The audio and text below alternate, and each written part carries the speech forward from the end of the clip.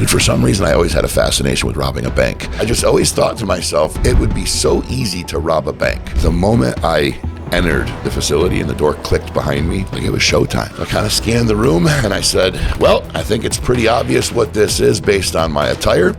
I would like you to take the money and put it out on the counter. And they all kind of like looked at me and I went, move. And then they started doing their thing. And this was kind of the turning point of my life where I started to actually have a moral compass and I started to actually care about people. I was born in central New York, very small town called Cato. There was like 82 kids in my graduating class, and I was about a 7 out of 10 football player, so that made me kind of a small god in that township, and captain of the football team and quarterback, and just a very big case of big frog, small pond. You know, what did your parents do for a living? Were they in... Car salesman. Car salesman? Where does the criminal come from? That's right. I watched the thing where you said, you talked about how you have a long lineage of car salesmen. Yeah, dude. Like that was table talk at the kitchen table. The local vendors and the local bankers and everybody. That was like, these were the people that were the heroes of my life, and the car dealers. And when you go to the roots of my criminal story, my addiction, because that's the root of my criminal story, is the addiction. It comes from a young man who just intrinsically burned. I had a desire to do something great and be something huge. I wanted to be a president or an astronaut or a freaking action hero, law enforcement guy. I just wanted to do something great. I wanted to make a lot of noise and change the world. And I was constantly be told, douse the fire, calm down, know your role, so on and so forth. And I think that's what caused me to look for some sort of release or some sort of comfort or nurture that got my mind off of those things. And I found that eventually. Right. I was gonna say, when was this? When does that take place or start? Like, is this in high school? Is it like, how are you introduced to even doing? Bro, like we would go to places, and unless we were cracking a beer and hiding it from the cops while we were driving, it wasn't a Sunday afternoon. Man, I started drinking at like 11 or 12. At some point you realize it's not okay. But as far as society and their view on it, we were just good at hiding it, man. I mean, it was in hindsight, I say this to you and you think upon it and we iterate upon it. And in hindsight, it was like, oh my God, how did that ever happen? At the time I was a 12-year-old kid drinking with my old man on a Sunday afternoon. It just was what it was. Went over to my buddy's house. His old man was cracking a beer for him and we were playing football in the backyard. Went over to our other buddy's house, got on the snowmobiles, rode and met our dads at the watering hole and played the little shuffleboard pucks and drank booze. And the bartender, make sure you boys get home safe. Turn your hand warmers on. You get drunk and forget, you'll go home with cold hands. It was just the culture of the town I grew up in, man. Jesus. So, I mean, did you have any brothers and sisters? Was this one sister? It was kind of the same thing. She didn't, I don't want to say have it as bad as I did. Maybe she had it not as good as I did. Who knows? Maybe she wanted to get drunk at 12 and didn't get a chance to. I don't know. She left. We were 3 years separated. So she left, went off to college, and now I was 15 at this time. Didn't have my big sister, and now I'm home, and mom and dad are splitting up at this point, and things are really getting kind of shaky. And then I started, that's really, I look back on it, and the more times I tell the story, the more things become clear, especially when you're sober and lucid. And I realized that in my mid-teens, I suffered a couple injuries playing football and went to the doctor's office locally and started getting prescribed hydrocodone and Percocet at like 15, 16 years old. And I remember, my mom would call the doctor, oh, Luke sprained his ankle again, Luke tore his shoulder again. Okay, I'll call something in for the pain. And I remember, this is as black and white and true as it gets. I would be in class, and I remember vividly one memory in Mrs. Miller's English class. I sat there, and she was looking at me, and I was like, Miss Miller, I need medicine. My leg hurts. She's like, okay, go to the nurse. I went down to the nurse, and she pulls out this bottle. I remember a little orange controlled substance label on it, and she's like, do you need one? Or Dr. Eppolito said you could have 2 if you need 2. And I remember she hands it to me, and I'm looking at the bottle, and I vividly remember it because it was 7.5, 500, or 325 or whatever, 7.5 milligram Percocets for a 15-year-old, 16-year-old kid in English class at school. And I actually had a doctor's excuse at one point that if I was passing out or nodding out in class, it was okay because of the medication I was on. So when that's the ecosystem that you grow up in, bro, it becomes a normal to you. It doesn't seem that wild. Yeah, I was gonna say, when I grew up, so I'm 15 years older than you. Are you really? Yeah. You're holding up pretty good, bro. Yeah, thanks. You'd walk into the doctor's office and he'd already be pulling out his script. What's wrong? Yeah. This is what's wrong. I don't know. I'm anxious. I'm this. I'm that. My dad said you should that I need some kind of anxiety drug. And you go, okay, well we got this thing called Paxil. I think this is you've talked to me for 30 seconds. Or do you ever have panic attacks? I can write you Xanax. And now if you go, because when I got out of the halfway house, like I went because I was having extreme anxiety. I'm living in someone's spare room. Dude. Things aren't necessarily coming together. I'm barely making my bills. And I had, extreme anxiety. I actually went to the doctor and I said, hey, I used to have a prescription for Xanax. Can I get a prescription for Xanax? They're like, how long ago? And I was like, oh, well, this long ago, 20 years ago. She's like, yeah, we're not just writing prescriptions like that anymore. She's like, that's just not going to happen. She said, you have to first, I can give you this. It's non-habits. So I end up with multiple scripts, never got to Xanax because I finally was like, look, they're bleeding me. I'm $600 into this. Yeah. Multiple trips to this. I'm never getting Xanax. And you know what? At this point, I'm starting to make money and I'm feeling okay. Yeah. Things are coming together. Yeah. So I don't need the Xanax. Right. But 20, 25 years ago, it's as soon as you walked in, boom, what do you need? Yeah, dude. Boom, and you could tell them what you need. I need this. I need that. My dad was on. I need this. I need more milligrams than that. My God. What do you think I am? All right. Hold on. All right. Calm down. Yeah, immediately. And now it's way different. Oh, there's legislation for it. There's, it's all recorded and everything. And it's because, just like everything else, they were able to monetize it. They saw that there was this huge ability to monetize it. They saw a whole new financial market opened up, and then the people at the top of the totem pole were like, "Okay, well, we just need to lean into this," and they did, and people got addicted. And then, it's funny because there's a whole medication-assisted treatment dynamic now that enters and monetizes just as well, if not better, than the straight, just handing out process. So it's well funded and it's never going away, and it's cyclical. I think probably 10 years from now you're going to be right back to being able. We had a doctor we called him Dr. Dispenser. His name was, I forget his name, I don't want to call him out, but his last name rhymed with dispenser. Right. So it was like his last name was like Dispenzo or something like that. We called him Dr. Dispenser. And I never believed the myth until one day I went in there and he's like, I see you're a new patient. I'm like, yeah, I came from such and such practice.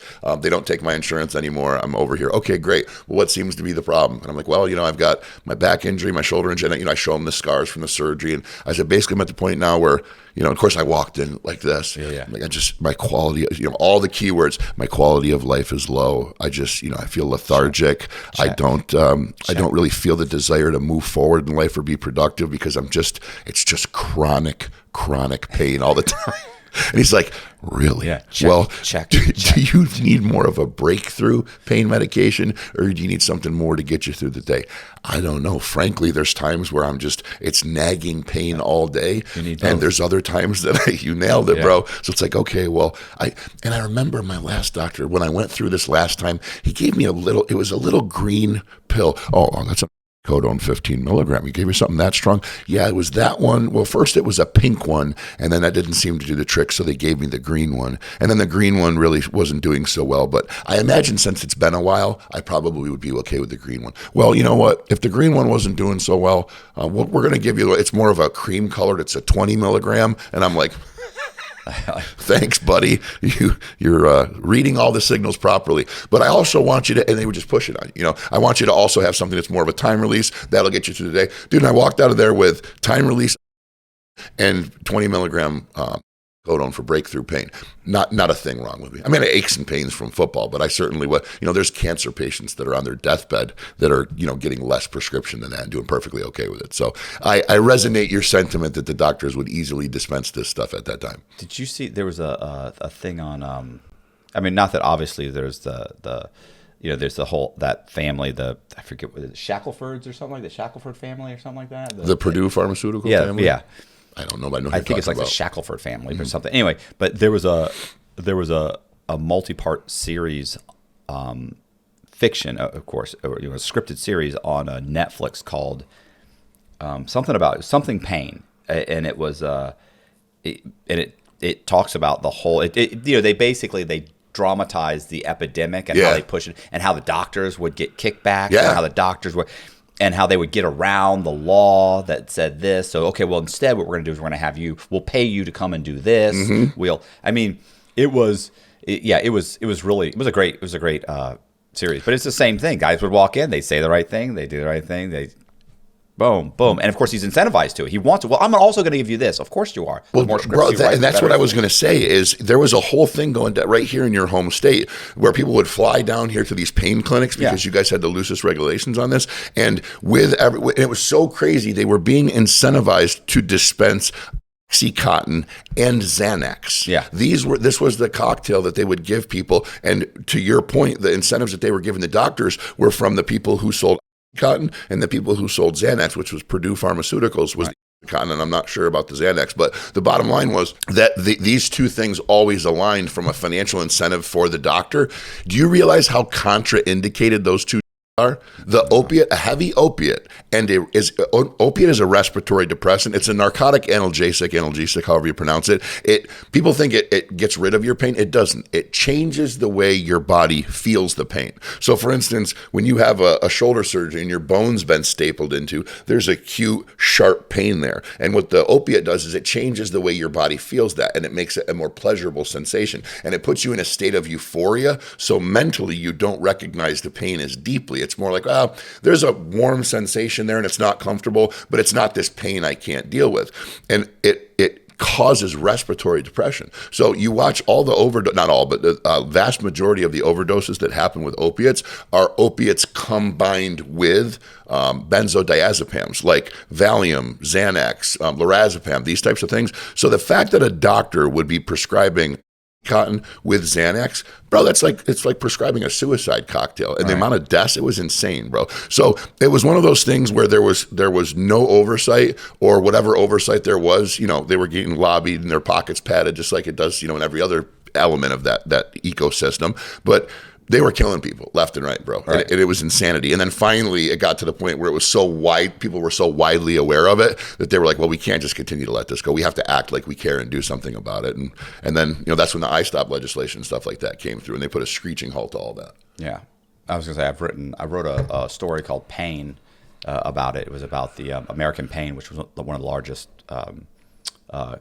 pain clinics in Florida. And I also wrote a book called Generation. Does your audience know how much you write, bro? Oh, yeah. Do they? Okay. Yeah. I had no idea, man. I walk into your place, you got freaking like world-class paintings that you painted. You're a freaking author. This guy's many splendored. So I'm like, and then eventually they came in and, like you said, listen, they had the, what they call it, the Hillbilly Express, where guys were coming. Cotton Express. Yeah.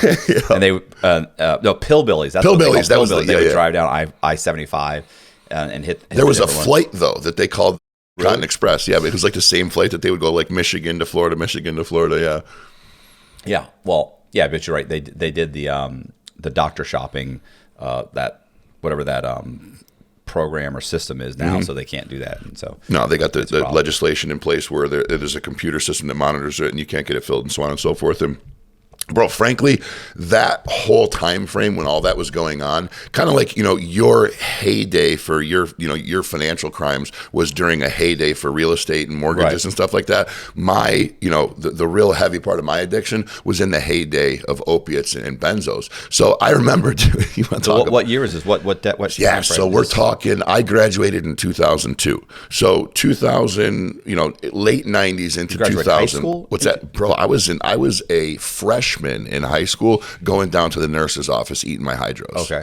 And then, it would just progress from there, and it got worse and worse. When it really started getting bad, I remember, I'll never forget this. I was working at a car dealership, and I lost a scholarship to play football because of an injury. Now, truth be told, for the fact checkers out there, it was a Division II scholarship. So it was an academic scholarship because D2 schools can't give athletic scholarships.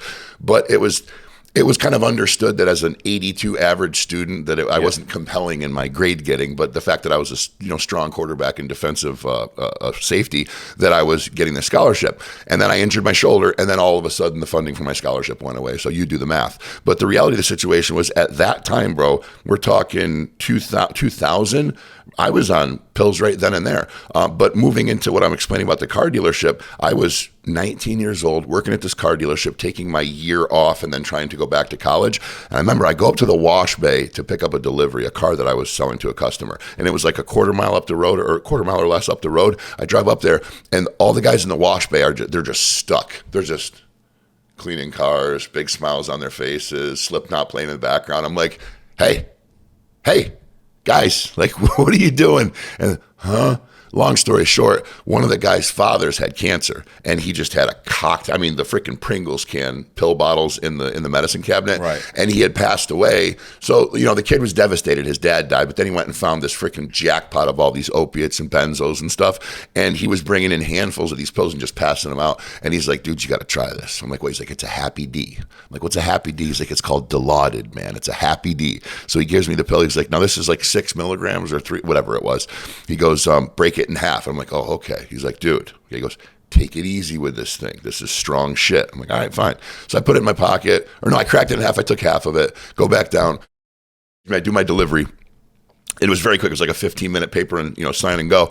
And I get in my car and I'm driving home. And mind you, I was the badass of my town. I had a 94 Ford Taurus with 3 JL12s in the back of it. It was the monkey mobile, we called it. It said monkey across the windshield. This was Cato, New York, mind you.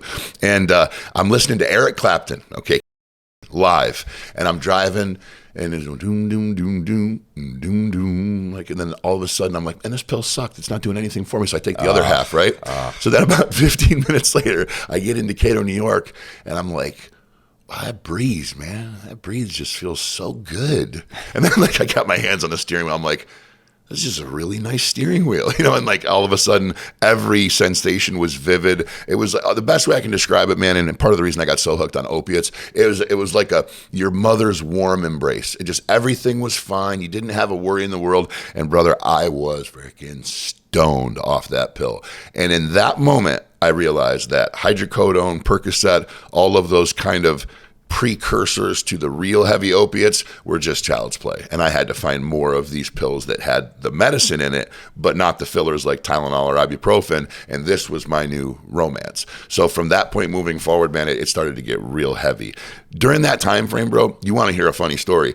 I was, seeking out these pills, and I ultimately, I was very resourceful. I was a salesman. I was manipulative. I was a good conversationalist. So I was able to kind of seek out the people that had these pills, just engage the right conversation, right. Get in the right rooms with the right people. And then you get the guy who was the plug. And then you'd, be looking at the guy like, yeah, okay, I see that guy. I'm going to wait. Yep. Next time I see that truck, I'm going to go and say hello myself and get the plug myself and just work your way up the ladder. I ended up getting connected with a guy who was the wholesale coordinator, if you will, for the local distribution warehouse that serviced the mail order VA clients. So these were veteran soldiers that had, anti-anxiety painkillers getting mail order sent to their house. And he would go through and he would X out all the expired narcotics, throw them in a tote, and then it was his job to dispose of that. There was no federal regulation to it. It was just put them in the incinerator and call it a day. So this dude would just go out, he would zip tie the bin closed with all the expired pills, throw it up and over the trash incinerator to the other side. At the end of the day, he'd go over with this little freaking Toyota Tercel, throw it in the back, drive it back to his house.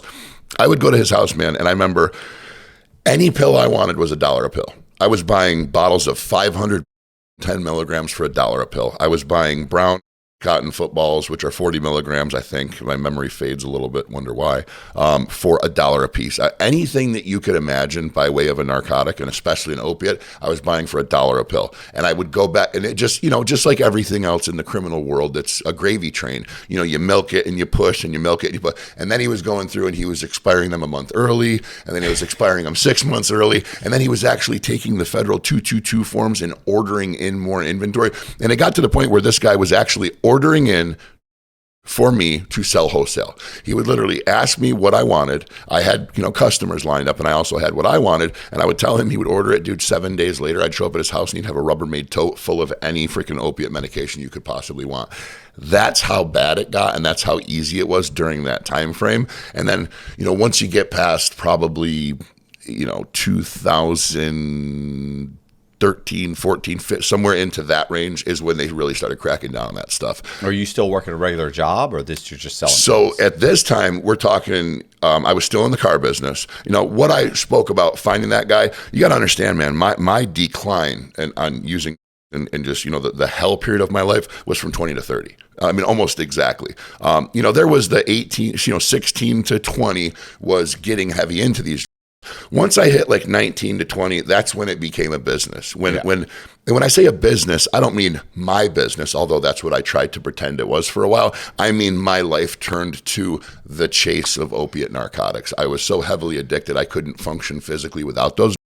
I would wake up in the morning. My life consisted of waking up in the morning, pulling the drawer on the nightstand open, getting the pills that I had left myself the night before to make sure I was able to get up in the morning, ingesting those pills, getting in the shower, going and having coffee at my favorite spot where I could, feel my buzz kick in, and then figure out what I was going to do that day to rob, steal. Sometimes I would have a job and be able to hold the job down for a while. Then I would go 2 months with no job and I would be stealing or pawning or whatever. It was 10 years of insanity, man. But that point was just after high school when I realized I wasn't going to play college football. I ended up getting a surgery, and that was another kind of step in the process or rung on the ladder. I got a shoulder surgery to try to fix my throwing arm, and it went terribly wrong, and it restricted my mobility. And those guys, dude, they gave me, after surgery, they gave me 2 bottles full of Percocet and hydrocodone. Dude, you're talking a 22-year-old at that point kid that was having shoulder surgery, a very standard orthopedic surgery. And just to give you some context, nowadays they give a little local painkiller in like a little ball that disperses over time, right. And they give them a prescription for like 10 or 15 pills, and that's it. And then ibuprofen.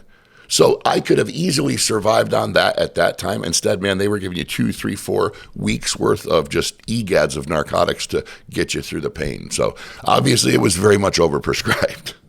Yeah, I was going to say in prison, like all you're getting is ibuprofen. Doesn't matter what happened. Like you leave from the hospital, you might have 2 pills. You better before you get back to the unit because you're getting ibuprofen from then on. Yeah, you want to hear a cool story real quick? So in the Syracuse Justice Center, I went in when I originally got arrested it was a charge. And I went in there, and the long and the short of it was I went to the doctor for an ailment, and I forget how this transpired, man, but I told her that I was being prescribed 3 15-milligram Oxycontins per day for chronic back pain. Very nice lady. And of course, I talked to her. Oh, you remind me of my sister. Where are you from? Blah, blah, blah. We talked a little bit. And whatever happened, man, I told her that I was on those 3. I pulled up the 2 most recent narcotic prescriptions that I was prescribed. She went in whatever computer system, checked, did the research. And she didn't look at the dates, must have been, because it had been years since I had been prescribed those. But I go back to my cell, and I'm sitting in there drawing a picture or something like that, and the med cart comes down, and it's crack 22. My door opens. I come out. They're like, Wankenheimer, get on the line. So I come out, get on the line. I walk up to the thing. They hand me a little cup. In the bottom of it is a green Oxycontin 15 milligram and a half milligram Xanax. And I looked up at her, and I was like, thanks. Took it, went back to bed. Bro, for like 6 months until they got wise on it, they were feeding me narcotics right in the jail. Yeah, I was going to say that, like in federal prison, like no, that would not happen. They don't give a shit. What time frame were you in federal prison? From 2006, basically 2007 until 2019. Okay, so man, that's a long time, bro. Yeah, good for you. I was arrested in 2006, but federal prison, it takes a year to get there. You got to go. U.S. Marshals, they keep you in the holdover while you're going through the whole court process. Don't they have like a 95% conviction rate or something like that? 97.8. Yeah. Yeah, dude. Yeah. Well, I mean, and that's, but I'm guilty. Like that didn't affect me because like it's 100% if you're guilty. Yeah, right. If you're innocent, it's still 50%, So that's crazy. Yeah. Man. So like, I'm not going to trial. I'm just, begging for, plea deal. Yeah, please help. Something where I can get out at some point. Were you relieved at all when you found out that what was the actual sentence? 26 it's months, years right? and 4 months, 316 months. When you see that on the piece of paper that you have to sign, and you see 316 months, what does that do to you? First of all, I never really believed I was going to get that much because my lawyer the whole time was saying, "Look, we're going to argue this enhancement, this enhancement, this enhancement," and then she of course showed me what's an enhancement. Well, let's say your base level of just your charge. So just your charge might be, I don't know, let's say 12, you're like it's like 12 points. Okay. So at 12 points plus your criminal history level, you're looking at 6 years. Okay. It's their scoring system for your danger to society, basically. Exactly. So gotcha. 6 years. Mm-hmm. Okay. But then we're going to give you 2 extra points because you have sophisticated means. What does that mean? Well, your crime wasn't simple. You didn't grab a purse and run. It was a very sophisticated crime. Okay, that's 2 extra levels. Well, that's an extra couple years. And then you stole more than $1 million from one financial institution. Okay. And then your dollar amount is more than, it's $6 million. Okay. That's another 4 points. Okay. And they start boom, boom, boom, boom. You're changing jurisdiction. And this is happening in real time? No. This is while you're reading your thing. You look at your base level is this, but then you look at, and then there's an enhancement here, an enhancement here, an enhancement. So I had 20 years of enhancements. And she's like, yeah, but I can beat this one, this one, and this one. She's like, in front of the judge. And you'll end up with 12 years or something. And I was like 12 or 13 years. And I was like, okay, well so I still was thinking 12 or 13 years. We got in front of the judge. That's not what happened. The judge disagreed. He's like, yeah, I think he's like, I think that does apply. So what's the next one? Right then, that was like an extra 4 years. You're like, oh. And then he's like, and she says something else. He's like, I disagree. I feel like he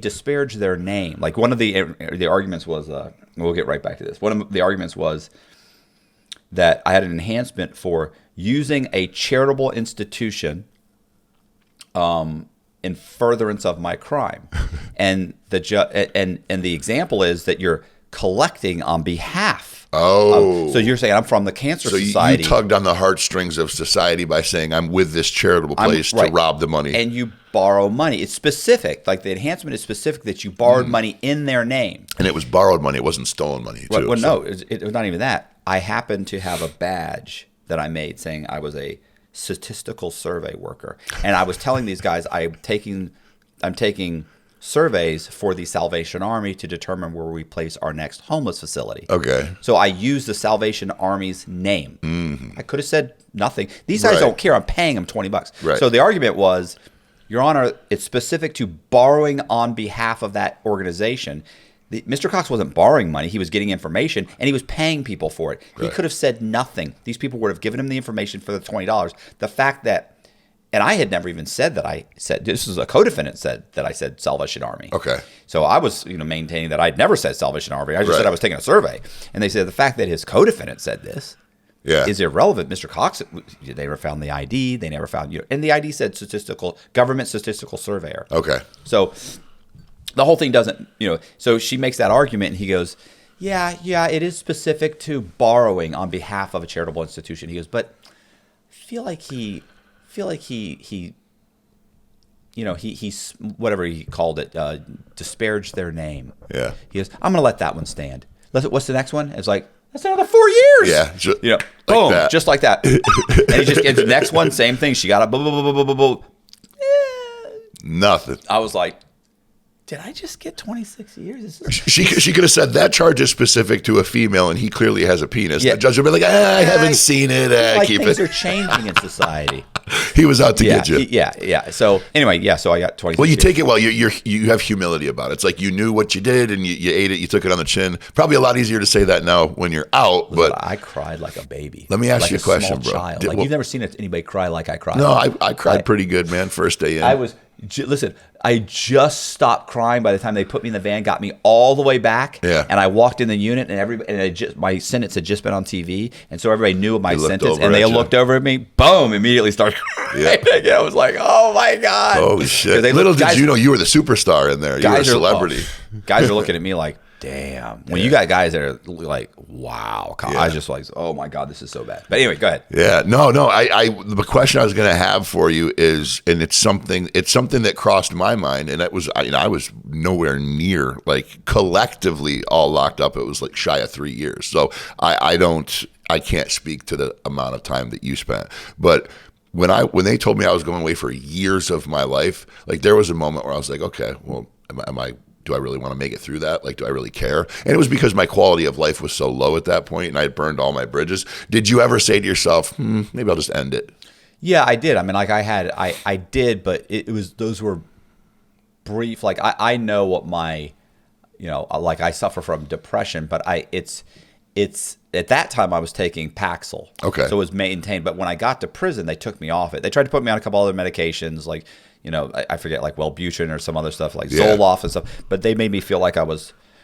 Yeah, the SSRIs, they love giving those out. So I was like, I don't want to feel like this, so I stopped doing that. And then I would wake up in the morning and I would feel like I can't do this. Yeah. I can't do this. And then, but then I kind of talk myself through it, like, bro, it's okay. Get up, get some coffee. And then you get some coffee and then think, wait a minute, you don't want to do anything wrong, stupid. This is all in your head. Yep. You have to meet your buddy Pete at 12 o'clock to have For lunch. spades, yep. Right. And then, then at 2 o'clock you have to do, so then by 2 o'clock, by the, it keeps getting better like throughout the day. And then by like 5 o'clock, I was like, bro, I'm gonna win my case. I'm gonna get out of here. This is gonna be the best thing ever happened to me. I'm gonna, by the time you go to bed, then you wake up the next morning and you're like, fuck, I can't do this. Yeah, dude. But you know it. It doesn't make sense in your head because you know it. I could talk, but I got to that point where I could talk my way through it throughout the day, and that went on for. Well, I'll let you know when it stops. Bro, that's so cool. It's cool that you can be honest and open about that. I talk to so many people that are they're just full of shit about it. They like to play the tough guy role, and they like to act like they weren't, crying out for their mommy in there. And when I got in there, man, when I went upstate to prison, I was in Elmira, which is in New York. And anybody that's ever been to Elmira, it's a supermax. It's you smell the blood in the concrete. Right. You know what I mean?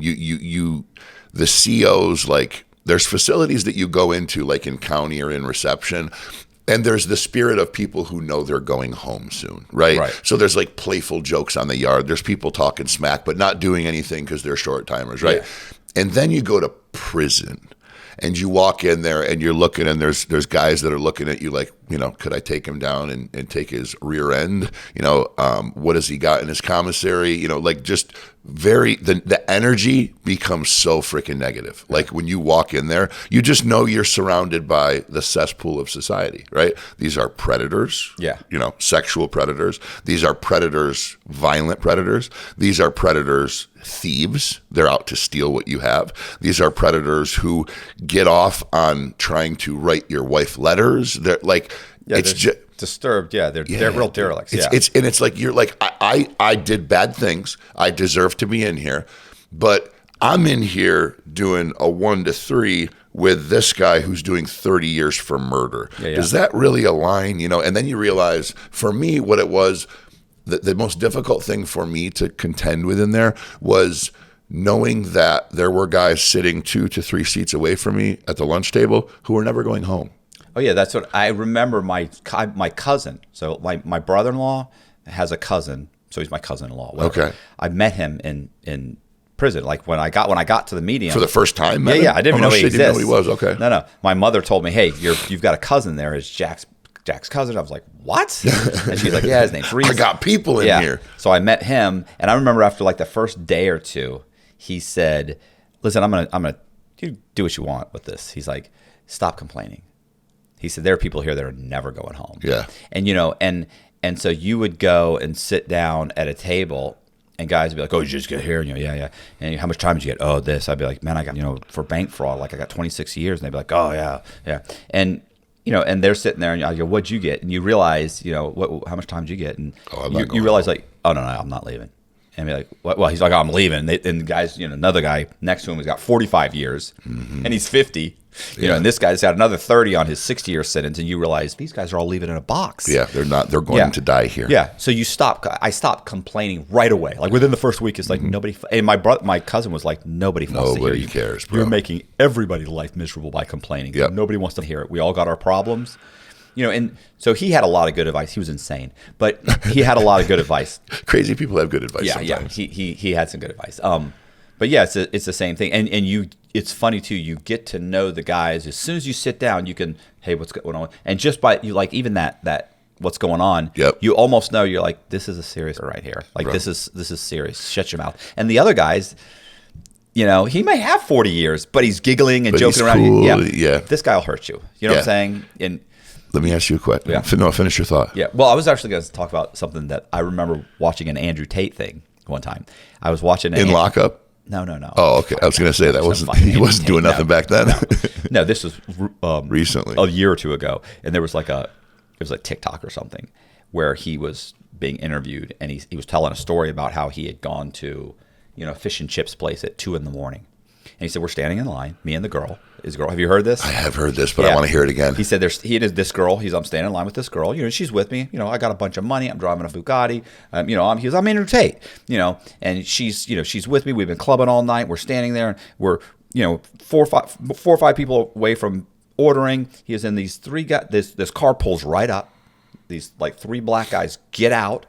huge guys. He just walked straight up to the front of the line and said, I want this, almost shoved, don't really shove them out of the way. The people back up. I want this, and this. And they said, okay. They immediately get their order. He said, and his girl goes, people are mumbling in line. And she goes, aren't you going to do that? Aren't you going to do anything about that? And he said, and I could look at them and tell, shut the fuck up. Yeah. He goes, there are some people you can look at and this man he could have a gun, a knife, you don't know. But I know one thing, he'll go to prison. He doesn't give up on prison. Right. And he said, and I just looked at her and I said, I am doing something. Shut up. You're safe. Keep your mouth shut. 3 minutes of us having to wait 3 more minutes of this line in this line is not worth me getting stabbed or shot right now for fish and chips. And then he said 3 minutes later they left. Nobody said anything. We kept going. And that was the right decision. Right. That's the right decision. Yeah. Sometimes. Bro, because that's the thing. People, and you and I were discussing this before the pod about certain individuals who say they've done and been places and done things and that they haven't. Because there's certain ways that you move when you're locked up, and there's certain ways that you don't move, right? And the biggest, baddest that are locked up are not the ones that talk about being the biggest, baddest. They're not in there giving orders, and the orders are given in silence, and they're passed through kites, and things happen, and they happen quietly, and then you hear about them the next day, or you just happen to be in the area and you shut up and you don't talk about it, and everybody else hears about it the next day. I was going to ask you before you told the Andrew Tate story, did you feel as though when you were locked up that you could look at another individual and see in their eyes whether or not they had murdered before, whether or not they had taken a life? I mean, I'm probably, I could be wrong, but I definitely felt either they had or they were certainly capable of it. Yeah. Nobody looks at me and has a conversation with me and thinks that guy will kill somebody and bury the body. No. And it's funny because even when I was on the run, and I would tell this story, we had, let's say, whatever, 600,000 in cash or something. And I was like, yeah, but my girlfriend and I were arguing about it. And, so she was saying, if I didn't give her this much money, she was going to call the police. And guys would be like, why didn't you kill her? And they're like, oh, it's 600,000, kill her. Kill her, put her in a suitcase, bury her body out. And I'm thinking, like you guys are crazy. Kill anybody. And they're like, make sure you use a Samsonite, but not from TJ Maxx because they don't have a plastic liner. Like, I'm not saying I can't daydream about it, but in the end, I'm not going through with that. Like, I'm not going to, that's not going to happen. No, dude, but they would. Oh, yeah, without a doubt. And some of the guys that would say, and you could tell the guys that would kind of laugh about it, and you think maybe, and the guys that would seriously say it, and they're like, and you're like, wow, she'd be in a Samsonite case right now off the interstate if they were with him. Yeah.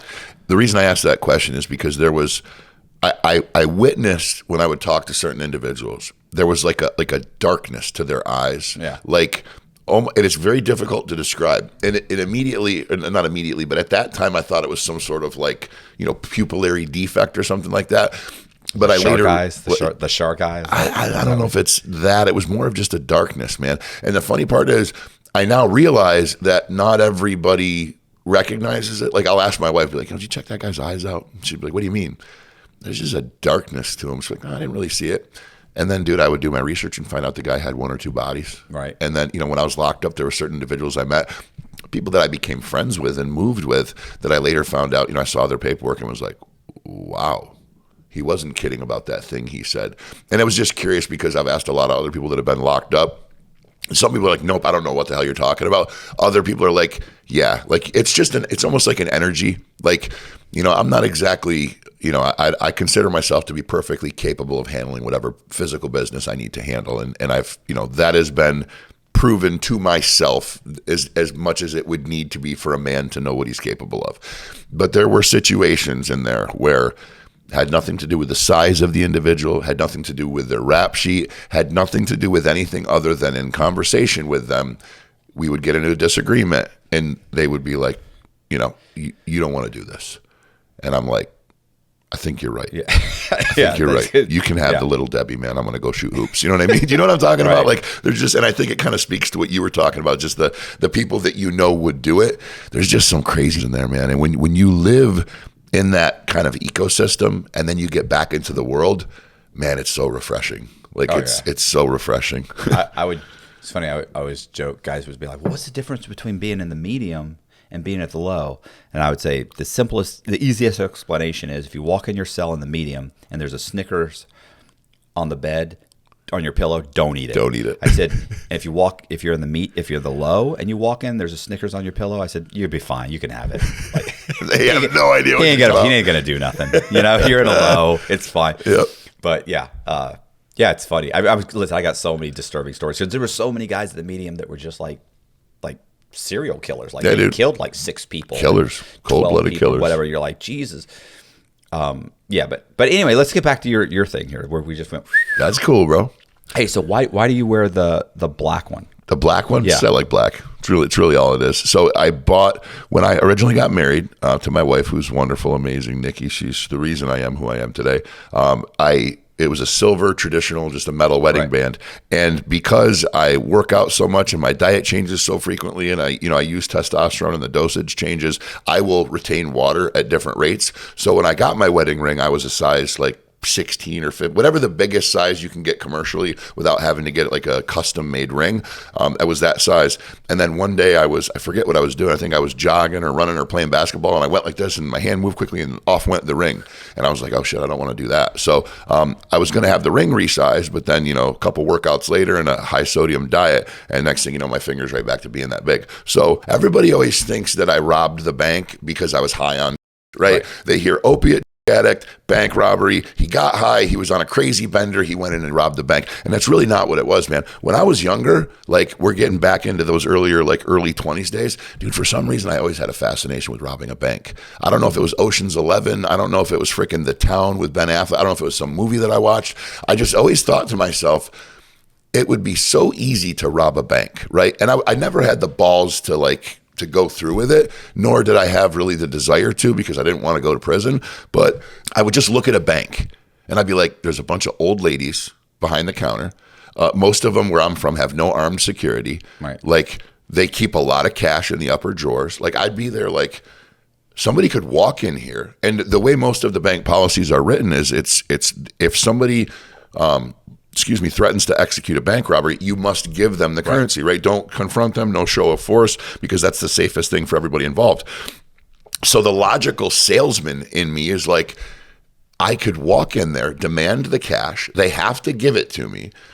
You tell the cops that somebody's dying, and it's at least a minimum of a 3 to 4 minute police response. Like you've got, how long does it take to walk in there, say I want the money, get out, get in a getaway car? And I rode crotch rockets at the time.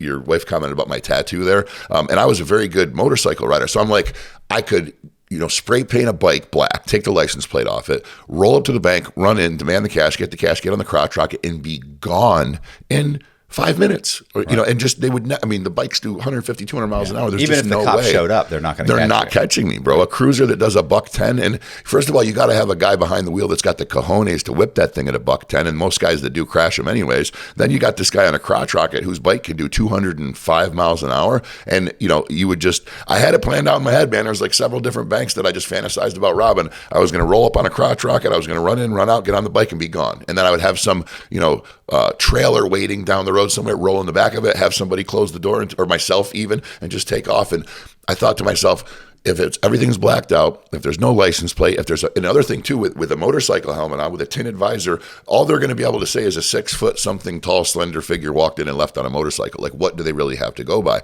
And for a long time, man, I thought about doing that. And, I never obviously executed upon it, but it was always kind of in the back of my mind. So, throughout the period of time that led up to my bank robbery, I just, I rode the motorcycle more, got better on the motorcycle. And the funny part is when the time actually came, the motorcycle did not play into my bank robbery. But I think I just say that to say this. When we get to the point where we discuss the bank robbery, just know that there was a deep seed in me that wanted to rob a bank for a long time. But getting back to the pill thing, man, I was at the point, and nobody believes this when I say it to them, but the individuals who were closest to me at the time can tell you, I was at the point, and I don't know how much you know about opiates or dosage, but let's take, for instance, oxycodone. If you're going in for a toothache, you get a tooth pulled, they'll give you a 5 milligram oxycodone, and they might give you 3 or 4 for the next day or two to get through the breakthrough pain, okay? Then if you've maybe got a broken bone and you're a bigger guy like me, they'll give you a 10 milligram codone. Okay.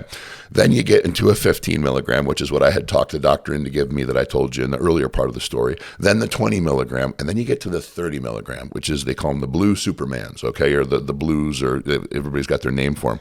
They're a light blue, very, very small pill, and they're small, and they crush easily. People snort them, inject them. I was just ingesting them and sometimes snorting. I never got to the injectable phase.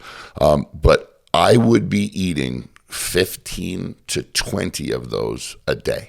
Right. And you're talking a pill. If you were to take a 30 milligram codone right now, we would be peeling you off the floor and probably giving you Narcan. Yeah, you'd either be upstairs, but you might die. I mean, it's that there's a label on it that says, that you cannot start at a dosage that high because there's a potential of death at a certain body weight or below. Right.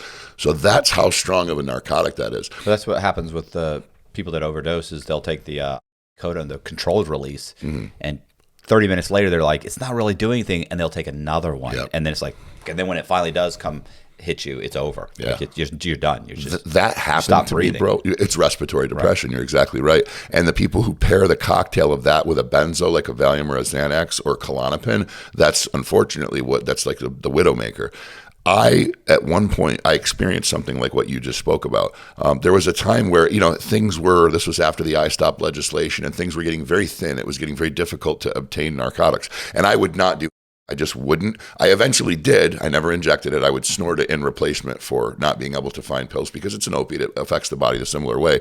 But there was a point where I was getting patches. Now, this is before was the epidemic that it is now. You can go to your local dealer and get pills like it's nobody's business. They're coming over the borders in multitudes that are alarming, isn't even the word for it. But at that time, there were people that were getting patches. Their grandma or their uncle would break a leg or have some sort of arthritis, and they'd give them the pain patch that would release over time. Well, if you took the patch and you chewed on it or tucked it in, your gums, it would release very quickly into your mucous membrane.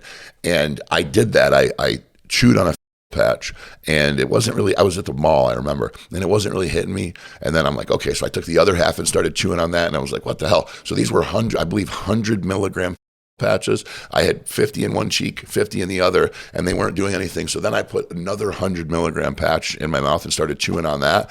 I remember that night, I woke up to my girlfriend at the time straddling me, like slapping me back and forth across the face, dumping cold water on me, shaking me, trying to get me out of bed because I was overdosing. Because it was controlled release. Because it was, just like you said, it was controlled release. I wasn't feeling it. And then once I finally started to feel the effects of it happening, it was later in the evening and I was ready for bed, and I didn't get the high, because you're always chasing that euphoria, that real super high that makes you feel like everything's going to be okay and gives you energy. And for me, it would give me energy to go be productive. I could go sell, I could go make money. But those patches, man, they were so delayed.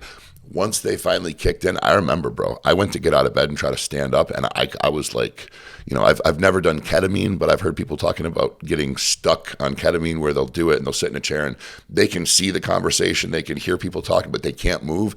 That's kind of where I was at. I could barely move. And bro, it was hours that I was just like, and I could hear my breathing slowed and I could hear my pulse just barely beating. I was like an alligator in cold water. My heart was beating, barely at all, just enough to keep me alive. Right. And that was a night, man, that I was very lucky. I could have very easily died that night. And if it weren't for the intervention of that individual, I probably would have been dead, which leads me to a crazy story on the topic of, remember me telling you about the guy that I was getting the totes of pills from, the expired pills? I was doing with those people. They were friends, if you will, back in my days. You would have friends that you knew were good people and you enjoyed being around, but your friendship just consisted of doing together and hanging out, right? When the were gone, you weren't friends anymore. Yeah. I remember like I was work friends. Exactly. Very well put. So I'm sitting in a chair, right? And I had just eaten, I think it was 10 milligram pills, which take a while to kick in. So he had asked me, dude, do you want to get high, stay, hang out and play some PlayStation, some Gran Turismo or whatever? I'm like, yeah, sure. I got nothing better to do. So I eat the pills. And as I'm sitting there waiting for my pills to kick in, I see him pull out this like leather, like, the leather, men will use them for their toiletries in their bathroom stuff, their little cases, travel cases. He pulls out one of those and he opens it up. And on the side that would have like the scissors and the cuticle scrubber and the tweezers and stuff like that, where the little elastic band is, there's a syringe, a spoon, and a lighter. And on the other side, the little zipper part where you would have your, whatever, your Band-Aids and your first aid stuff, there's all these little bags. I'm like, what the frick? And then it just I'm like, this is Right. like, Josh, are you about to shoot? To me, it was such a dirty thing. I could not. This is a guy who was a licensed pharmacist, and he ran a warehouse, right? And we're in a relatively nice apartment with surround sound speakers and a big TV. Tons of access to pills. That's the thing. I'm like, dude, you got a bottle full of oxys out there you can snort. He's like, Luke, I make the money selling the oxys. I can get the stuff for $15 a bag. I shoot one bag. I'm good all afternoon. And of course, the bargain hunter in me is like, that sounds like a decent proposition. Let's see what this is all about. So I look over at him, and I just remember the ritual of the bag and the cotton. And you know what's crazy, man, is in jail. Did you ever have any substance abuse issues, or for you, you're just a badass crime committer? For me, it was I was able to get into a little bit nicer living conditions in jail after a while because I agreed I was an addict and I needed help. And so you'd go to these support groups. And I remember in those support groups, people would tell stories of addiction. And I remember this guy came in to speak, and he took a Bic pen and he disassembled the Bic pen, and he talked us through in a very illustrative way of, the ritual of preparing, burning the spoon and the cotton and all this stuff. And I'm watching these guys, bro, and they're like, oh yeah. They're looking like they're about to have an orgasm, right? Yeah. And all of a sudden he's like, okay. And he's like, and then I draw back, and he pushes the Bic pen into his forearm, and he goes, and then I push. And he looks up, 3 hands go up. And he's like, you got to go? You got to go? Go ahead. And I'm like, what? And he's like, who wants to tell them what you have to do? And some guy in the back goes, I got to take a shit. These guys were they were such like heavy users of intravenous that when the ritual of going through that it fucked them up so bad. Yeah. They had to take a shit because apparently for whatever reason I don't know, man. All I know is I'd never been more disgusted and astounded in my life that this guy with words and a Bic pen could make 3 guys in the room have to take a dump. It was incredible. And he automatically knew. He knew it. He's running the group for fucking 10 years. So. Well, that was the whole point of the ritual he was basically showing us, do you see what losers you are? Yeah. Like, I can take a Bic pen and make half you have to take a dump. Like, what control do you have over yourselves in society if I have this control over you? And dude, in that day, number 1, I was so glad I never shot with a needle. And number 2, I was like, this is not me, dude. I am not this guy. Like, I'm a criminal. I committed my crime. I'm doing my time. But when I'm out of here, fuck this, man. This is not who I am. So getting back to in that apartment, he takes out this thing and he sets his whole thing up. And I remember looking at this nasty, gooey brown liquid in this syringe. And, he does the belt. He draws it tight. He finds a vein. He shoots. And I just watch him. And the needle's still hanging out of his arm. And he's just nodding out this way, nodding out that way. And then he nods forward and he whacks his head on the window air conditioning unit. And he just kind of slumps over. And I'm like, Elena, is he okay? And she's like, yeah, he's fine. He's just on the nod. And I remember thinking to myself, what the is enjoyable about that? Like, I wanted to get high and play PlayStation. Like, he's dead. And then, so I'm playing and, his car's sitting there idling on the screen and I'm driving, paddle shifting. And I look over and I'm like, this is not breathing. So I go over there and I pick him up and I'm like, Josh, and I'll never forget that sound. And an addict when you're talking to him, my throat's messed up right now from traveling. I'm not feeling so well. But when you talk to an addict that's been using a long time, I don't know if you've ever noticed, but they have a very dry raspiness to their voice. And it's from that respiratory depression for such a prolonged period of time, it affects the way they speak. So he's just moaning and making these weird noises. So I go back and I said, she's like, Luke, leave him alone. He's enjoying this. And he's like, And I'm like, okay, he's enjoying it. Like, whatever. So I go back to doing my thing. And I look over and Matt, his lips are purple. And I'm like, that's not normal. I don't care how high you are. Your lips shouldn't be purple. So I go and I pick him up and I lay him on the couch and I watch him for a minute and his skin's white and the veins in his face and his hands are blue and his lips are purple. And then I'm watching his chest and I'm like, he's not breathing. Like, it dawns on me. And then it's like, he's having a overdose. Like, everybody listening to this is like, yeah, he was overdosing. And me in the moment, we were just users. It's what we did. But I'm like, this guy's having an overdose. So I go to, and this, I'll never forget this, man. I said, Elena, call 911. Are you kidding me? I'm not calling 911. I said, your child's father is dying on your couch. She's like, well, do something. I said, okay. I grabbed her phone. I called 911. They said, what is your emergency? I said, we have somebody overdosing on, we need an ambulance. And I handed her the phone. Remember, she had the baby on her hip. So there's a baby in there while the dad's shooting. And it was just one of those moments of clarity where I'm like, what am I involved in? Like, what am I doing? So then I kind of just snapped to, and I'd never been trained in CPR, but I knew about where his heart was, and I knew that he needed air in his lungs. So I just lip locked with this guy and blew in, and I'll never forget how bad his breath was and how nasty that. I mean, bro, but he's dying, man. Like, and this is, I'll miss him. So this is a moment in your life where you learn something about yourself. And the thing I learned about myself that day was I do have some nobility even in the throes of addiction. I'm not going to let a child's father die in the house in front of the child. You know, if we were in an alley somewhere, to keep it real with you, I might have like considered running just because of the state of mind that you're in. Right. And even then, I don't think I could have done it because my logical deduction skills would have said, I doubt a judge is going to sentence me to jail time for saving somebody's life. You know, that's the lesser of the two evils. So I remember I gave him mouth to mouth, and it was the most, I almost vomited in his mouth. That's how disgusting that exchange was. And then I was giving him chest compressions. And then the first responder shows up. Doesn't it happen to be a mechanic that I used to work with? So now I'm like in the beginning stages of the rough part of my addiction. Kind of half the world knows I'm now. The other half is, you know, denying it just like I am. I'm hiding away in these little dens with people doing. Now here, a guy that I know very well who knows me to be a, you know, a sales manager and an upstanding member of society and a good employee sees me giving mouth to mouth to a addict with needles sitting on the counter. And, you know, it was a moment of awakening. It was crazy, but I just kept giving him mouth to mouth. And I look at him, I'm like, you want to take over? He goes, no. He goes, rule of thumb is if he's alive and you're doing a good job, just keep doing what you're doing until the ambulance shows up. So I'm like, not to mention he probably didn't want to lip lock with this addict either.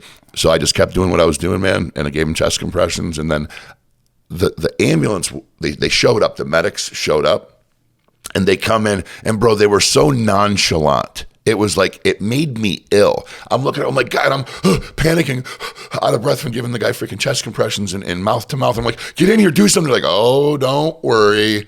We're going to do something. Old boy will be rise and shine in no time. I'm like, what are you guys doing? Andy looks at me. He's like, he'll be fine.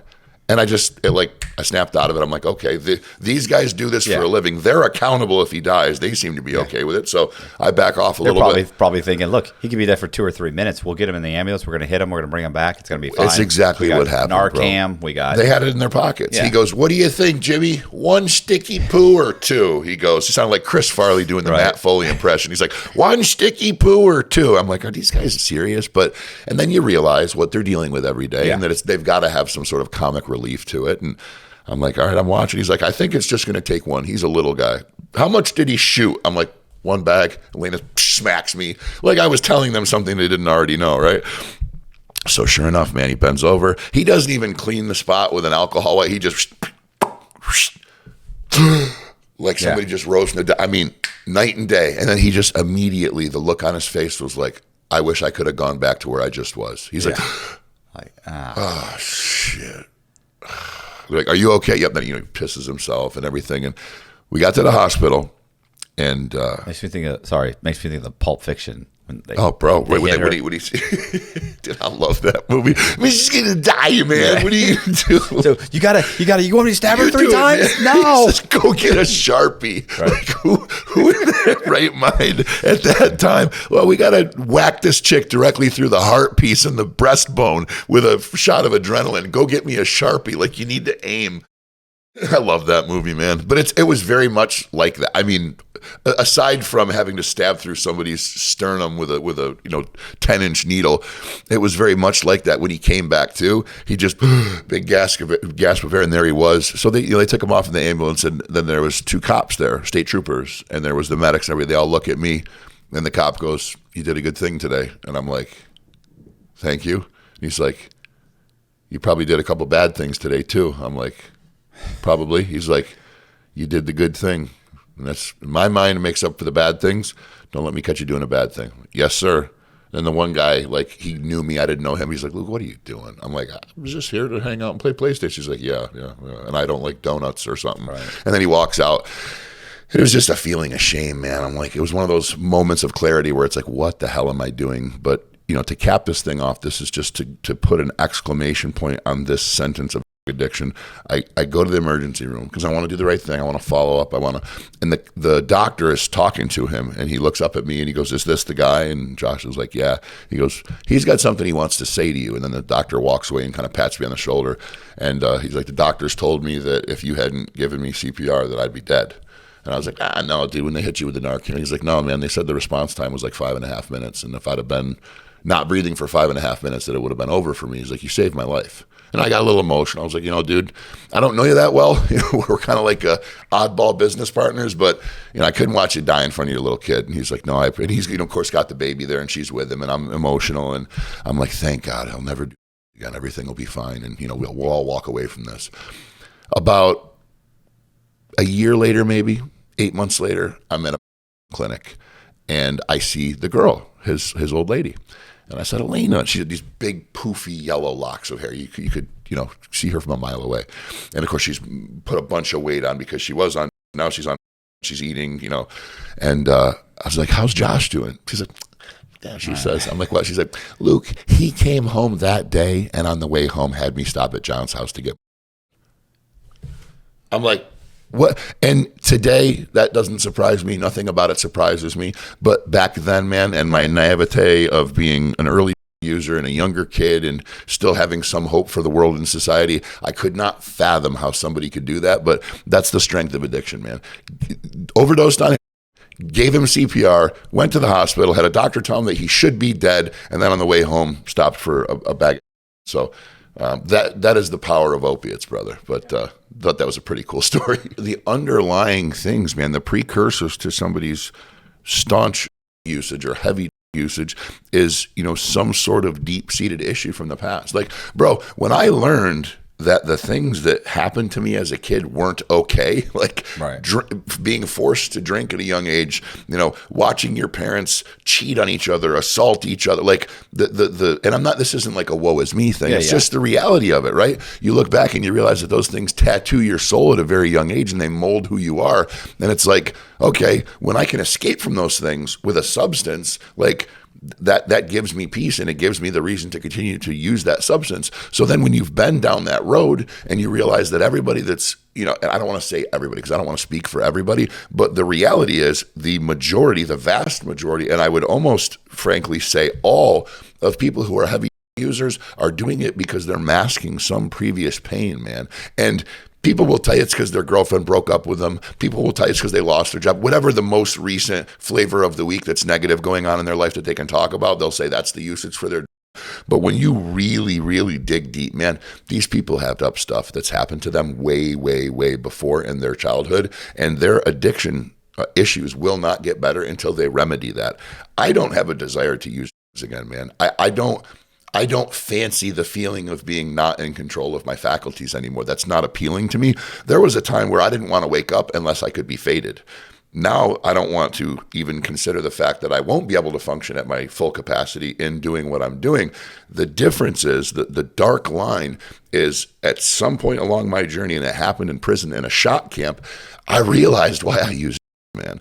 And it was because I, for such a long time, had, and I say that the verbiage that I use is I had my fire doused, right? I had this flame burning inside me to do great things and accomplish amazing things in my life. And I just had people tell me to shut up, sit down, calm down. That's not what people from our town do. You're never going to get to that level. You don't have that talent, whatever. So I believed that I was wired incorrectly. My sister was perfectly okay with fitting in and being a normal middle class, Brady Bunch tale. Right. My father was okay with that. My mother was okay with that. Everybody in my town was okay with that. Nobody wanted to do great things, right? And they were all okay with it. So what are you going to think as a young man growing up? Are you going to think that 10,000 other people are wrong and you're right? Or are you going to say to yourself at some point, like, okay, I guess I'm up. Yeah, I was wired in me. Yeah, dude. So for me, I found escape in the. It allowed me to. I was finally able to, when I was using, I was finally able to say, okay, now I see. Now I see how you can just get up and go to a 9 to 5 and go to the bar on the weekend and play fantasy football and have a mediocre spouse and, a Labrador and go hunting on the weekends, how that can be sufficient and, right.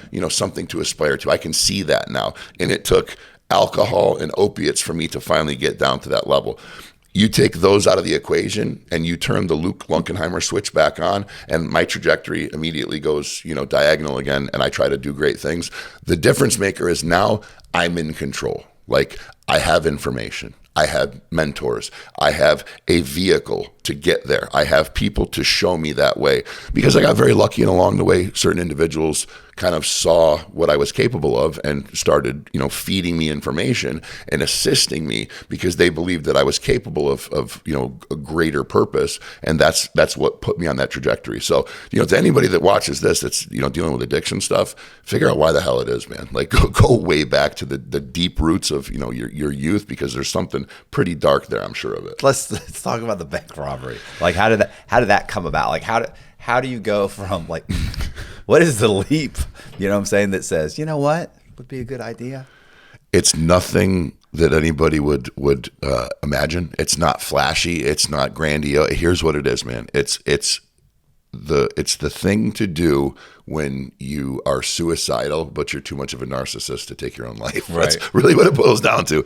Burned every bridge, borrowed money from everybody, stole from everybody, lost every job. Like, I would go down through and dial every number in my phone, and nobody would pick up, because, dude, you're just at the point where you've just sucked the life out of everybody. You've just been a black hole of need. I need money. I need a ride. I need help. I need a job. And it's just me. The addicts are the most selfish people in the world.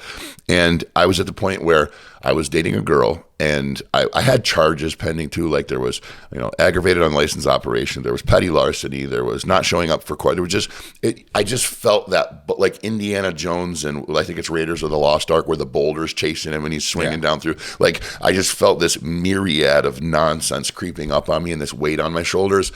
And I remember I saw like an ad for a place called Passages Malibu, and it was a rehab in California. And I remember thinking to myself, man, how cool would it be if I could just scratch off a lottery ticket, get like 10 or 20 grand, get on a plane, go to that rehab, be in Malibu, California, away from everybody. I wanted to be away from everybody. I wanted to be away from the guilt and the shame and all that stuff. Go detox, get off, and then start a new life out there, maybe in Texas or, California or something like that. And then one day I had brought my girlfriend to work at a hotel that was by the Syracuse airport, and I had her car. She let me use her car because at the time I was door-to-dooring these legal subscriptions, and I was crushing it doing that, but like the paychecks were like a month off. You sold a bunch of it and you got paid a month later. So I'd sold like, $4,800 worth of stuff for them and wasn't getting paid for a month. So I'm like, what the frick? Now I had, just a side note, I had figured out how to get the people to pay me cash for a discounted rate and get the money up front on my own, but it wasn't enough to get me what I needed. Wise, I had a $2,000 a day habit. So I was like, I'm driving in the car, and then it all came over me. I'd always wanted to rob a bank. Right. And if ever there were a time where it would make sense and I'd be able to justify to my goddamn mind that I should rob a bank, now would be the time. And I'm like, shit, I don't have a crotch rocket anymore. I got repoed. Damn. I'm like, well, I got this 2003 Ford Taurus. And it's like I started justifying in my head how I could get away with it. So it was just that, dude. It was a fleeting moment, and I'm like, all right, I went to my house. I put on a silver Nike jumpsuit, like a tracksuit, a hoodie and sweatpants. I put on some Timberland work boots. I went to the local gas station, stole a scarf and a pair of sunglasses, and put those on. So I'm on CCTV everywhere in this friggin' outfit. And I cased the bank back and forth. There was like 3 different ones I was looking at, and finally I'm like, that's the one, the standalone brick building on the corner lot. And I kind of looked at Google Maps and figured out where everything was. I'm looking around and I see that there's a parking lot like 4 blocks up the road. And I'm like, okay. And there's like a building in front of the parking lot. It's like a behind the building parking lot. So I'm like, I could tuck the car there. And then I look at Google Maps and I'm like, well, there's like a little woods and a little stream that runs in behind these buildings. Then I'm like, okay, there's a sidewalk here. The bank's there. I can park the car here, go to the sidewalk, act like I'm jogging, a couple blocks away, put the bandana and the shades on, go in, rob the bank, go out the back door, run into the woods. And what I had done at the house, which was actually very smart, is I had put on business attire. I put on a collared shirt with a tie underneath the hoodie, and then I put on like khaki pants and a belt underneath the sweatpants. So I didn't think through the taking the boots off part. That ended up being a little bit of a trouble spot later. But so I had this business attire on underneath the sweatsuit. So Sure as shit, man. I parked the car, and then I'm driving back and forth a couple times, and it was so stupid of me to drive the getaway car back and forth across the face of the bank 4 or 5 times before I went into the thing to try to rob it. But that's not what's going through your head at that time.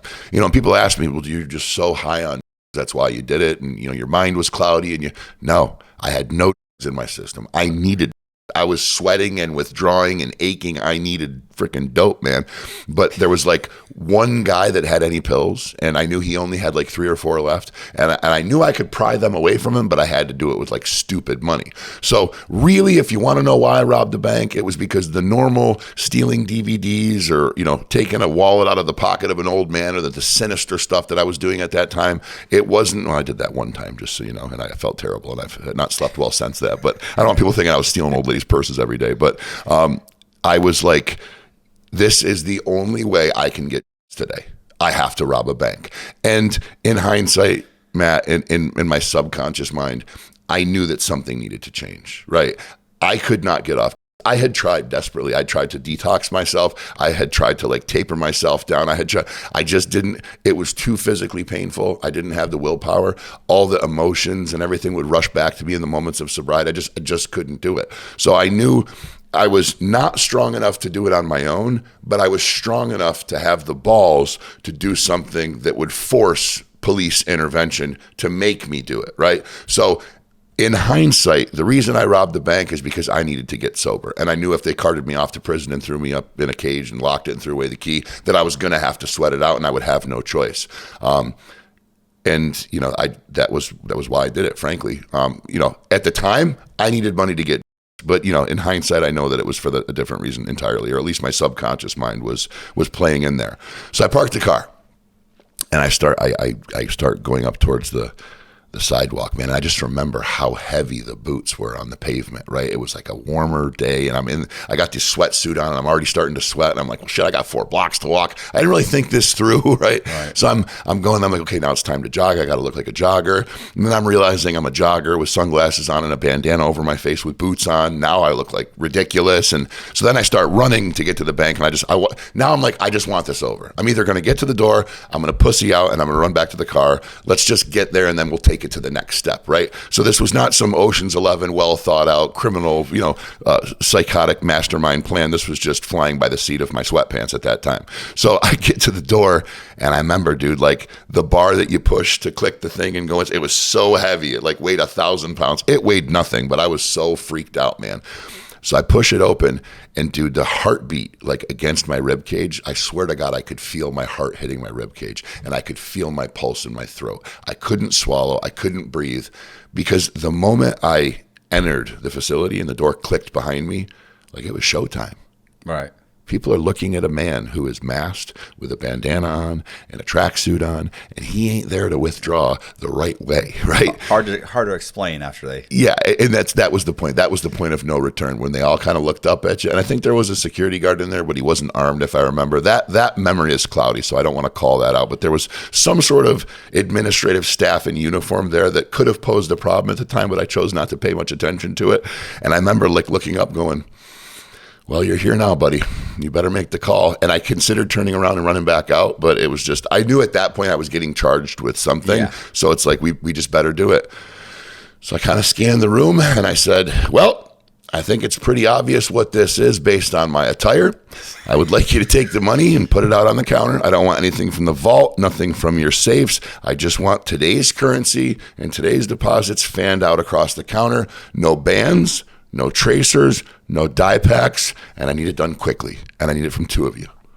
And they all kind of looked at me, and I went, move. And then they started doing their thing. And at that point, I was like, okay, I'm in control of the situation. No gun? No, nothing. Not a note, nothing. Just walked in there and started talking, bro. All right. And I walked up to the first counter, and I remember I'm like, all right, guys, let's move quicker, move quickly, move quickly. Ladies, no one's getting hurt. You're all going, I kept saying that. No one's getting hurt. You're all going home, but I need you to move quickly.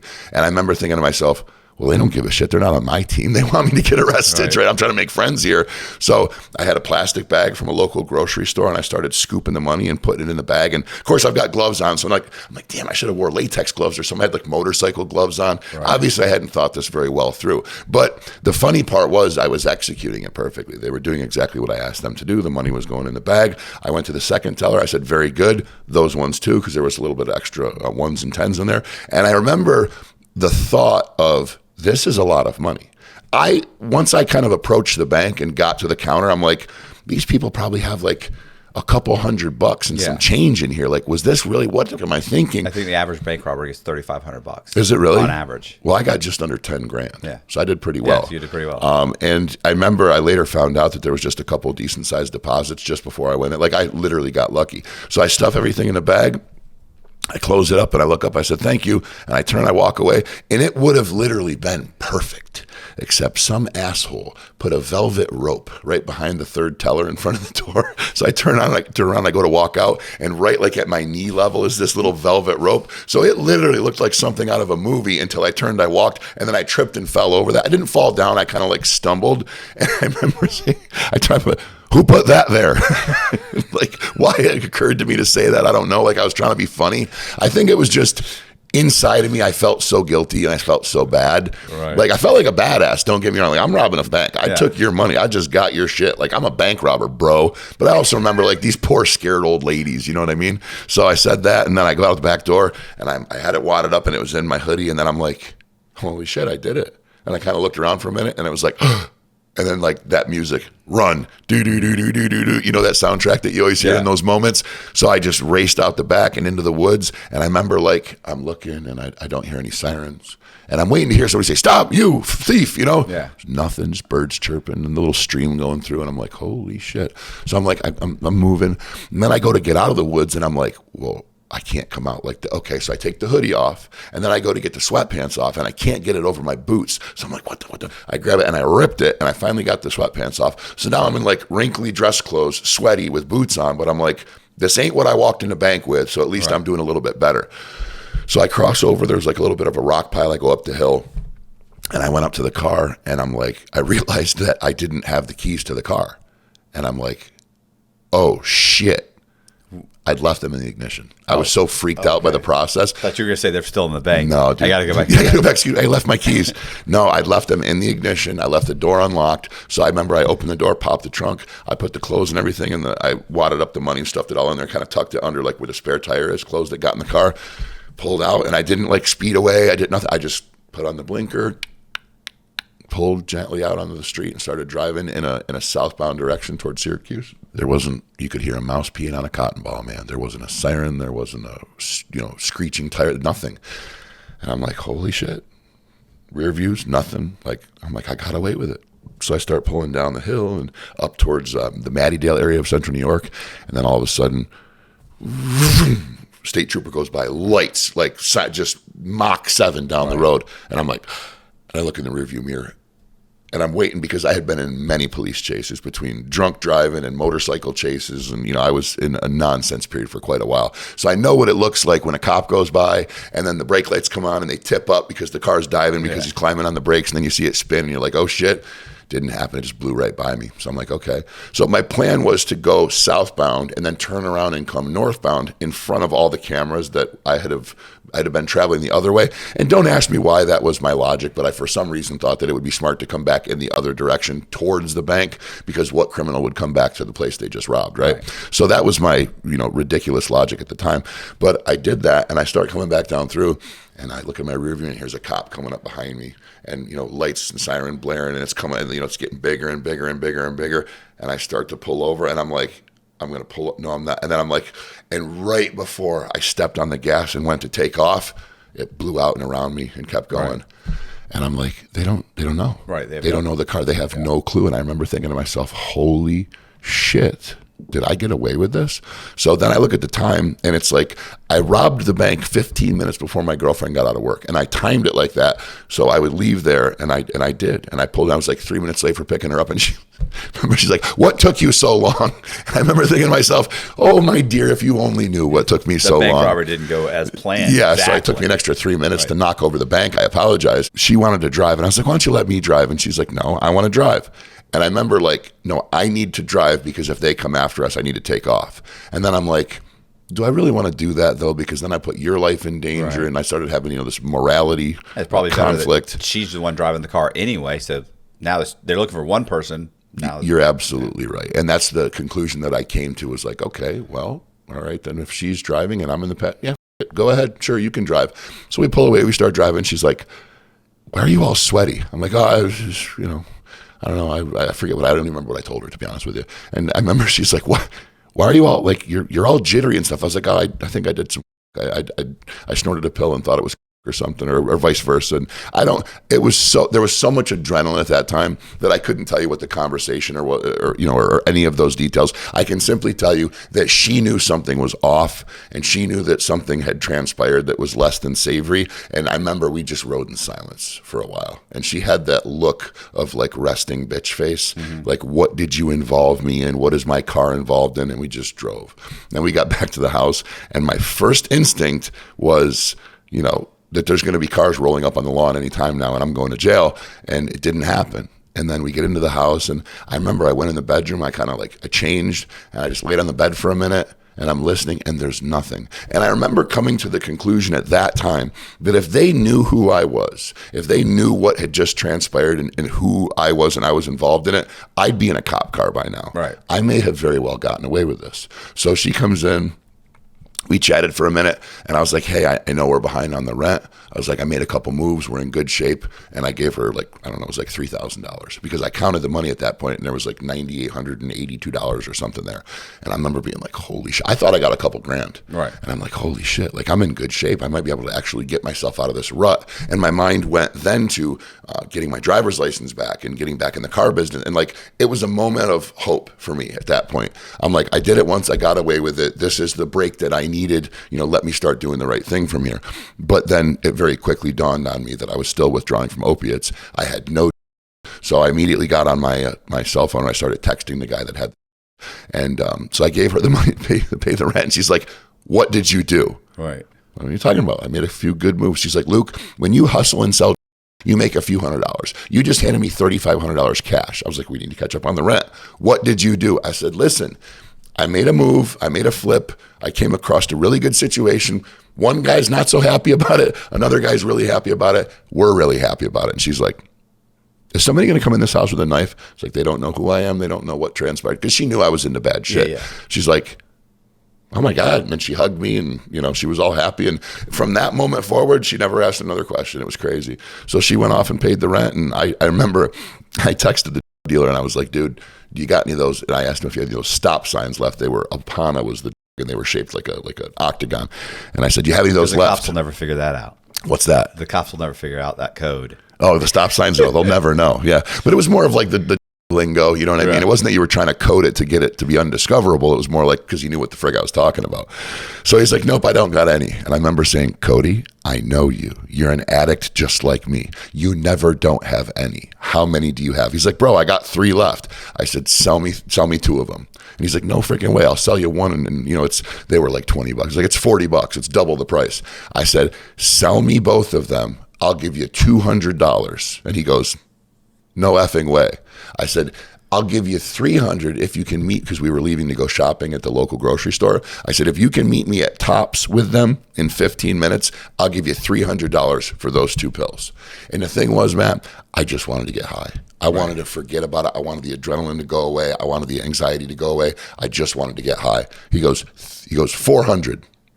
And I'm like, "You little shithead, bro." And you know the type, right? They see a situation, they see somebody in pain, time to capitalize. He was ready for 200. Like 200 is good. You're the one that put it in his head. You're absolutely right. I did. And I've done that many times in my life, by the way. I've over-presented an offer and ended up screwing myself over. But he's like, and I'm like, "Whatever, just be there."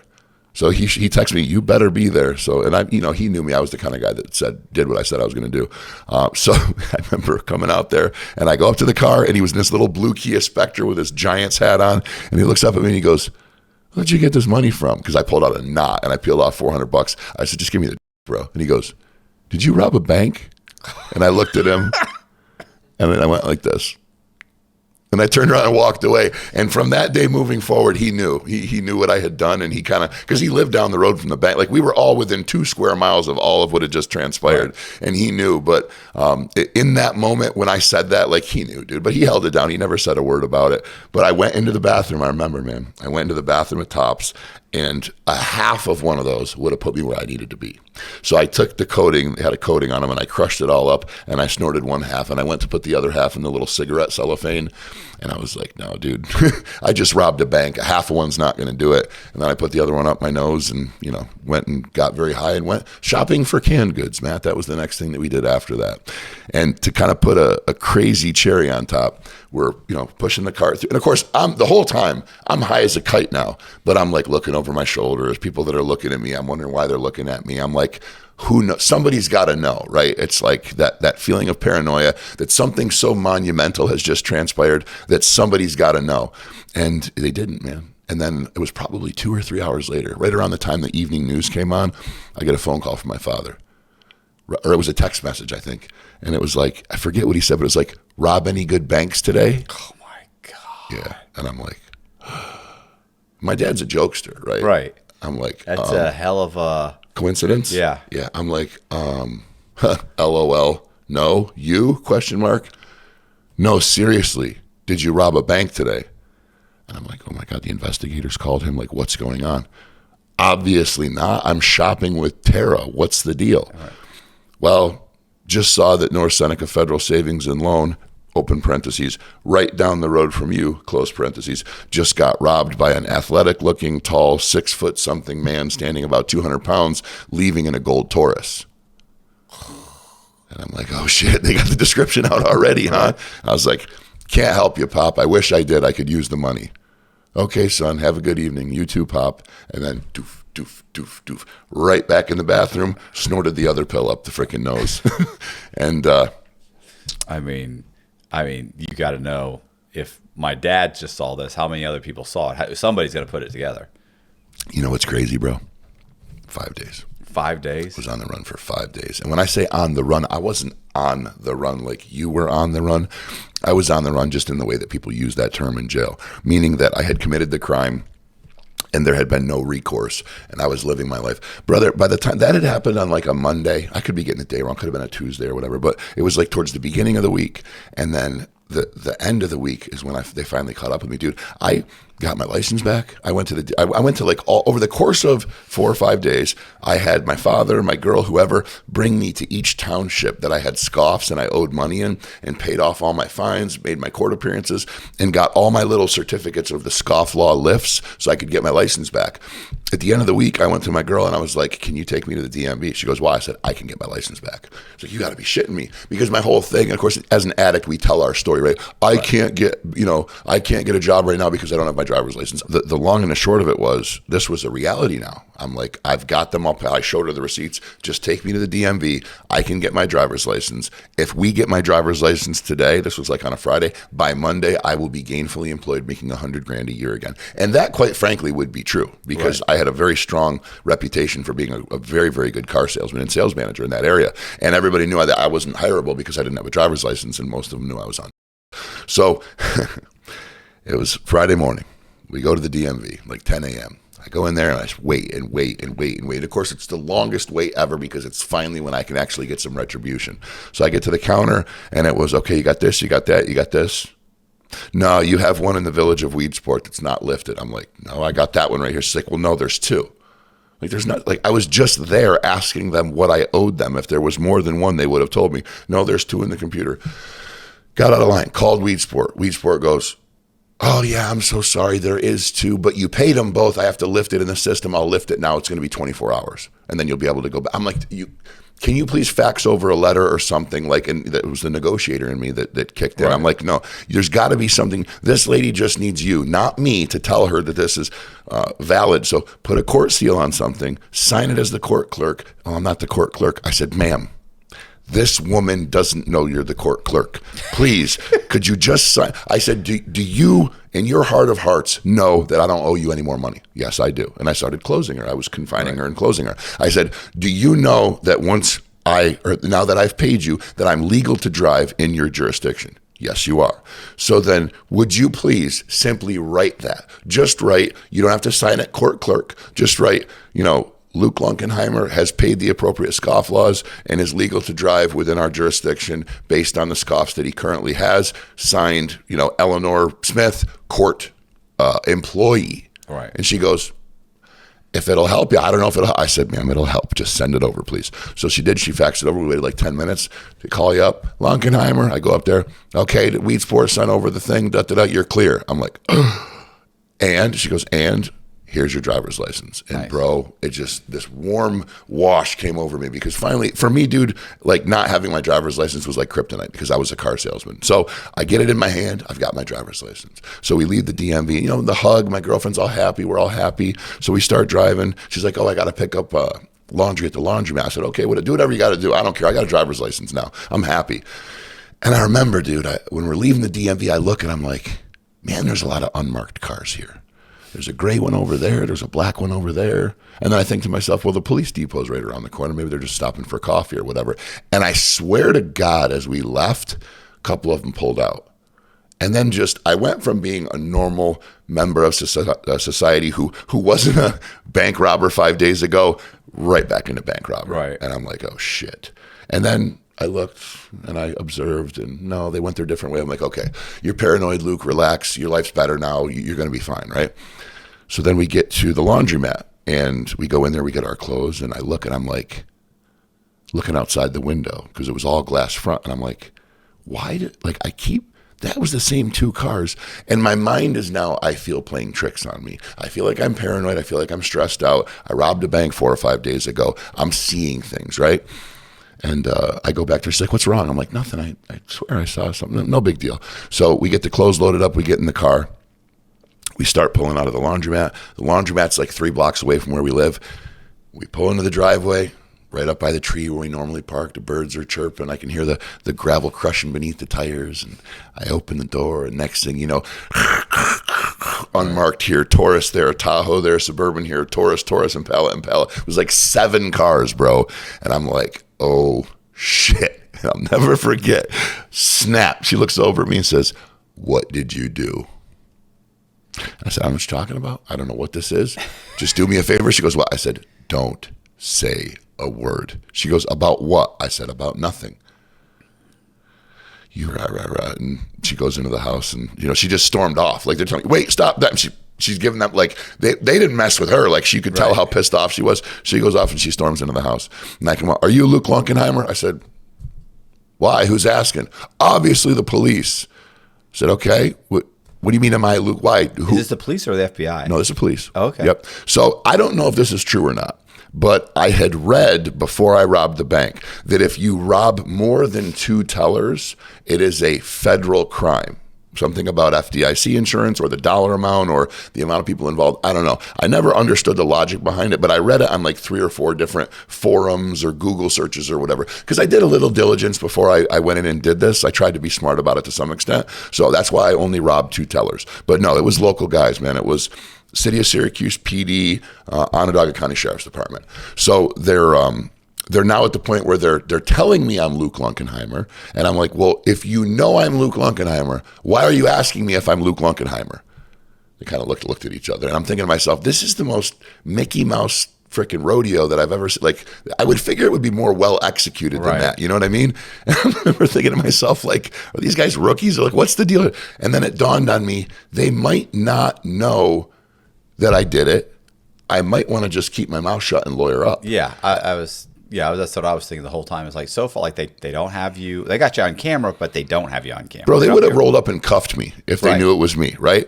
And it took me a moment because I was nervous and the adrenaline was pumping. And I wasn't like this career criminal. I had certainly done my fair share of dirt, but I wasn't as well read on it. I wasn't as experienced on it as some may be. And I'm like, it dawned on me that maybe these guys don't have me dead to rights. So I was like, yeah, like I'm Luke Lunkenheimer. What's the big deal? And they're like, you're going to come with us. I said, am I under arrest? No. I said, then I'm not coming with you. And for whatever reason, man, they were able to coerce me. Well, they used the typical trick. Well, if you're not guilty, then why don't you want to come with us? I said, well, because frankly, I don't know why law enforcement is trying to put me in a car, confine me, take me to an undisclosed location. I was like, it would seem as though you're trying to divide and conquer. And they're like, okay, this guy might know a little more than the average bear. And I said, I want to stay here. I want to stay with her. Oh, you can't do that. We're talking to her. And, I later found out that there were so many missteps in the process that we could have blown this case apart, right? But the bottom line is they convinced me to go with them. I got in the car. So how's things going? Things been a little tough lately financially. I'm like, no. I don't know. I'm rolling in money. Yeah. He's like, oh, well, is that because you got some significant money recently? I'm like, yeah. Really, where'd that money come from? I said, Legal Shield subscriptions. I've been doing very well. You're not employed. Who are you talking to? I'm absolutely employed. I'm a private contractor. Sure you are. And they just played this mind game back and forth of, we know what you did. And, well, what did I do? Well, we'll talk about it when we get there. So we got there, and these guys I later found out they were rookies. They were real pork chops. That they had been told to pretty much not drop the case, but we're never going to find that guy. But these two freaking cowboys continued to go after it, and they felt like they had something. And I'll get to how they finally found me here in a moment. But we get to CID, and it's much like this. There's two metal chairs, the typical one-way glass on the wall and the red light in the corner. And I'm like, oh, it's kind of cool. I never thought I'd be in one of these rooms, right? So the guy says to me, he goes through a series of pattern questions, and he's indexing me, and I know everything that's going on while he's doing it. And he goes, so, listen, man, we pretty much got you dead to rights, and we just need you to confess so we can take it easy on you. I said, you're doing me a favor. I was like, all right, fine, cool. He's like, okay, so go ahead. Well, I need to know what you need me to confess to before I confess to it. Because at this point, they still hadn't told me why I was there. He's like, right. You know what? I said, bro, if I knew what you were talking about, do you think I would have conversed with you? And I started getting loud with him. Do you think I would have conversed with you the whole way over here? Don't you think I would have lawyered up by now? Like, what are you talking about? Right. And this look kind of came over him of like maybe I'm wrong. Yeah. He's like, oh. And I'm like, sweet. I got my hooks in. And he's like, Luke, you're 6'2". I said 3, almost 4 actually. He goes, okay, whatever. You're tall. I go, okay. He goes, and you live 3 blocks from the bank. I said, the bank? Is this about the bank down the road from me that got robbed the other day? How do you know the bank got robbed the other day? Oh, I don't know. It's all over the evening news. He's like, yeah, and you've seen the videos of yourself robbing the bank. I said, dude, are we going to play this game? Or like I didn't rob a bank. Do you want me to confess to a bank robbery that I didn't do? Like, okay, fine. Not going to happen. Can I go now? Like, am I under arrest? Right. No. But Luke, like gold Ford Taurus, okay, missing a hubcap, athletic looking, tall, lean guy, robs bank in gray sweatsuit. You have a gray sweatsuit. You're driving a light colored Ford Taurus today that's missing a hubcap. You're 6 foot tall and you're athletic. I go, well, shit. We better arrest every one of you then. What are you talking about? I said, you're all given a police issue gray Syracuse PD sweatshirt when you graduate the academy, number 1. Number 2, 3 of the 4 cars that you guys drove up on my lawn were light colored Ford Tauruses, and half of them were missing hubcaps, and every one of you is over 6 foot tall and athletic, I would say loosely. So are we going to arrest everybody here today?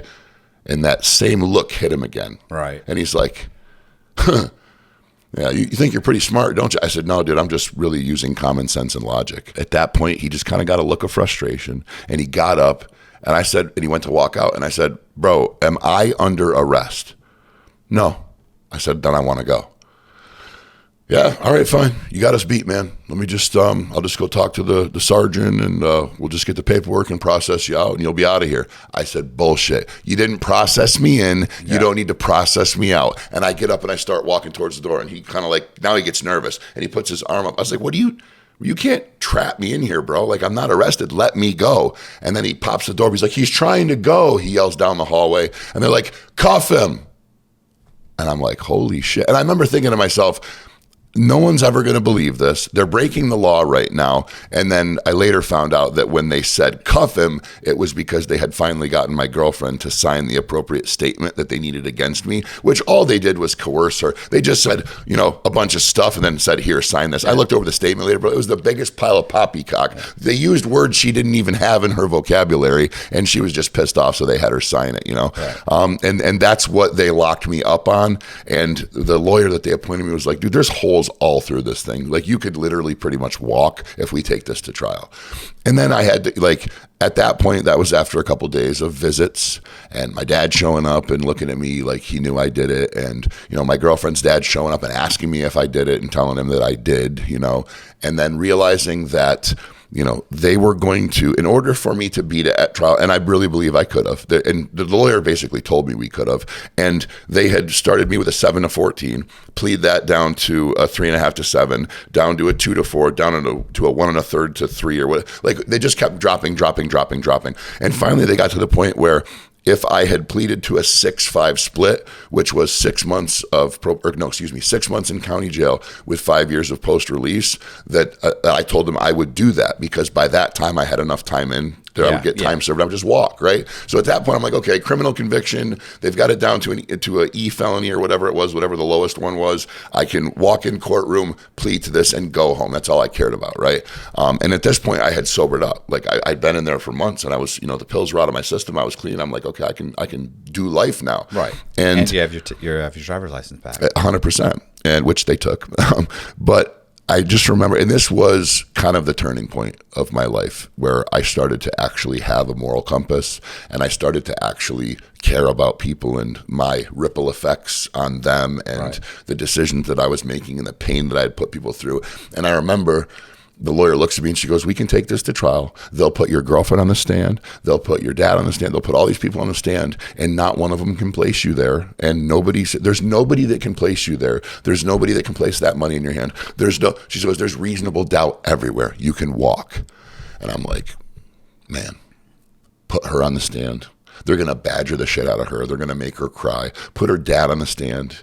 He didn't sign up for this. He's done nothing other than let me borrow money and give me pills. And like, he's been nothing but a good guy to me. And then I'm like, and then my father, that was like the icing on the cake. They're going to put my dad on the stand. They're going to ask him to reference my character. He's going to tell him I'm a piece of shit. Like, I just don't want to go through that. And I don't want them to go through that. And it's time for me to pay the piper. And it's time for me to just handle my shit. So I told her, I was like, nope, tell them that we'll do a 6-5 split. And then she goes, they're not going to do a 6-5 split.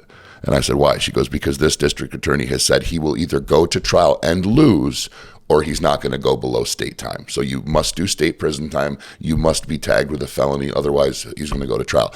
But if they do win at trial, he's going to hit you with 7 and 14. The judge is going to give you the maximum sentence. I'm just telling you. So it was like, okay, now it's time to pay the penance for my sins and, actually become a man and do my shit. So I told her, go back there, tell him I'll take the 1 to 3 and let's keep it moving. And that's what happened. So what's 1 to 3? 1 to 3, it's an indeterminate sentence. So in New York State, it basically means if you're a Boy Scout, you can do 1 year. Right. And if while you're in there you get box time or you screw up or you get tickets, they just add months and so on and so forth. So up to 3 years? Up to 3 years. Okay. Yep. And then if you do the 1 year and you get out after a year, which between me going in and getting my program, I did more than that, but not much more than that. Collectively between county bids and the state time I did, we're talking just shy of 3 years that I spent behind the walls, which is why when I told you earlier, I can't, 15 years, I can't imagine, brother. That's just 13 years, but yeah. Is it 13? I hear you. It's a whole, people hear prison and jail and stuff. And like guys like me that have been in and done short time like that, it's not fun. Don't get me wrong. It's a chunk of your life. Yeah. And the thing about prison for me I was kind of scared being a short timer, because when you go in and you know that if you behave well and you do what you're supposed to do, that you could potentially go home in a year or just over, Right. or just under, actually, with they do the good time and stuff. But knowing that you run into the wrong guy that's doing life and doesn't care about you, Yeah. and gets mad at you and doesn't want you to see your family again, he can just engage in physical violence with you. And if they look at it the wrong way, they can add time to you. Or if he's got it in good with the CEO, that you become, and when you did federal time, correct? Right. State time is different, okay? And I'm not saying it's any easier or more difficult, but I will say this: the federal, from what I've been told, the federal time is a little bit. It's more supervised. Like, there's more eyeballs on you. There's a lot of cameras. Right. Would that be accurate to say? And there's less violence. Yeah. So in state, and the facilities are nicer. yeah. See, I wanted to say that, but I didn't want to underpin what you went through. I know it's true because it was hell. It right? still sucks. It wouldn't matter if it was Ritz. It still sucks. Right. You're told where to go, when to eat, what to eat. Sit down, go to sleep, when you can call people, when you can see people, no women. Yeah, the whole thing just sucks. Yeah, it does. It would have been nicer if it was comfortable. Like, Right. it would be nice if it was the Ritz, right? But, that would be nice. But it would still suck. People would still complain. People would still be like, I just want to go home. Yeah, people don't understand the merits every day that you have of simply being able to go home and kiss your wife, right? Mm-hmm. Or engage in physical, in lovemaking, or the things that we take for granted. And even if some guy's only getting laid once a week, I'm only getting it once a week. Well, go talk to somebody who's been locked up for 10 years. They'll take that once a week, no problem, right? Yeah. And they talk about conjugal visits, and you don't want that environment, right? And you can't get it in where I was at. Could you get it in Fed? Could you get conjugals in Fed? No, there's no conjugal visits. So it's funny when people talk about that. You're talking like guys that are in state supermaxes doing life for 10 murders. They marry some, random chick off the internet. Yeah, they can get a conjugal visit and pay for it. But it's not, people think, oh, you can just go in a trailer and have sex with your wife. It's no big deal, when it's not, in fact, the case. Yeah, I think, even then, I think you have to be at a certain custody to do it. Mm-hmm. And I think that it's like every 6, you get like 2 a year or 4 a year or something like that. Like, yeah. It's not what it right. appears to be. The state time, man, like, there's no cameras. Like in the reception facility that I went, I was supposed to go into Elmira reception facility, which is a supermax, and I was supposed to be there for like 2 to 3 weeks and then get transported off to whatever medium facility that I was going to. Right.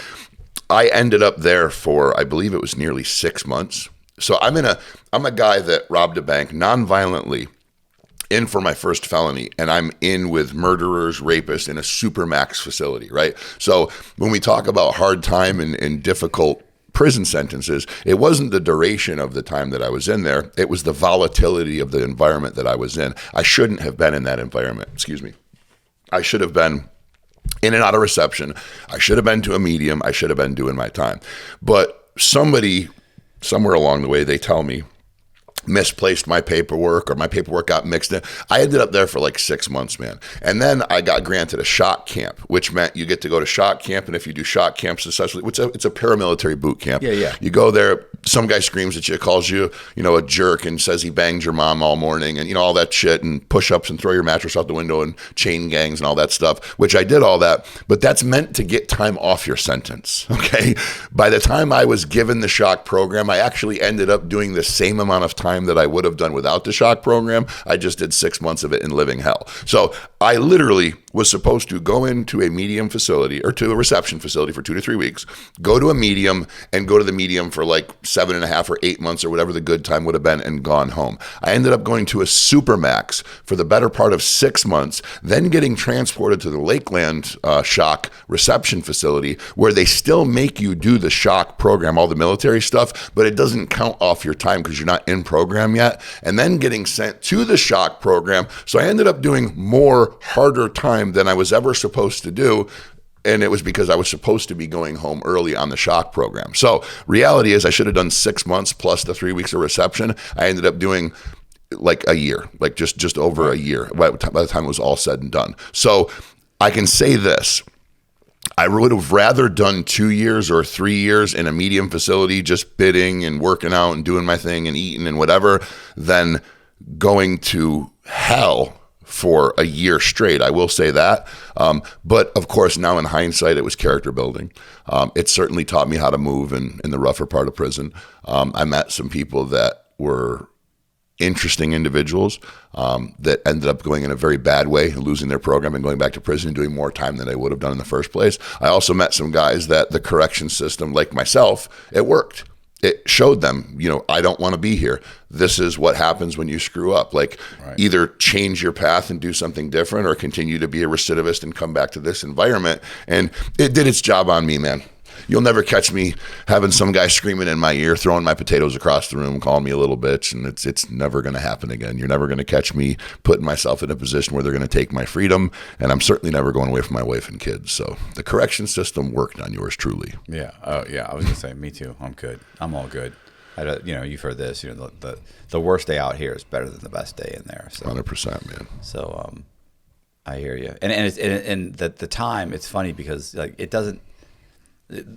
No time, any time is too much time. You know what I'm saying? Like guys are, I got 3 years. I should have gotten 1 year, or I should have, it doesn't matter.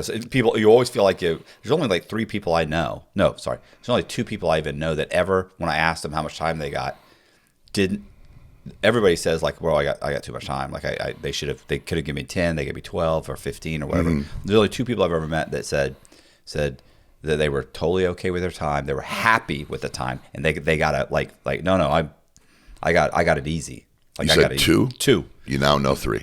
Oh, okay. Because as much as it sucked, and when I say I did much harder time than I should have, but the reality is it's the latter part of what I said. I would have rather done 2 or 3 years that were easier. But listen, man, I robbed a bank.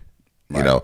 I walked in. Those people went to those people got up and went to work that day planning on counting money and depositing checks and cashing paychecks and saying hi to Steve at Dunkin' Donuts on his way home. Like, these people went to go live their normal day-to-day lives. At one point during their day, they didn't know if they were going to make it home.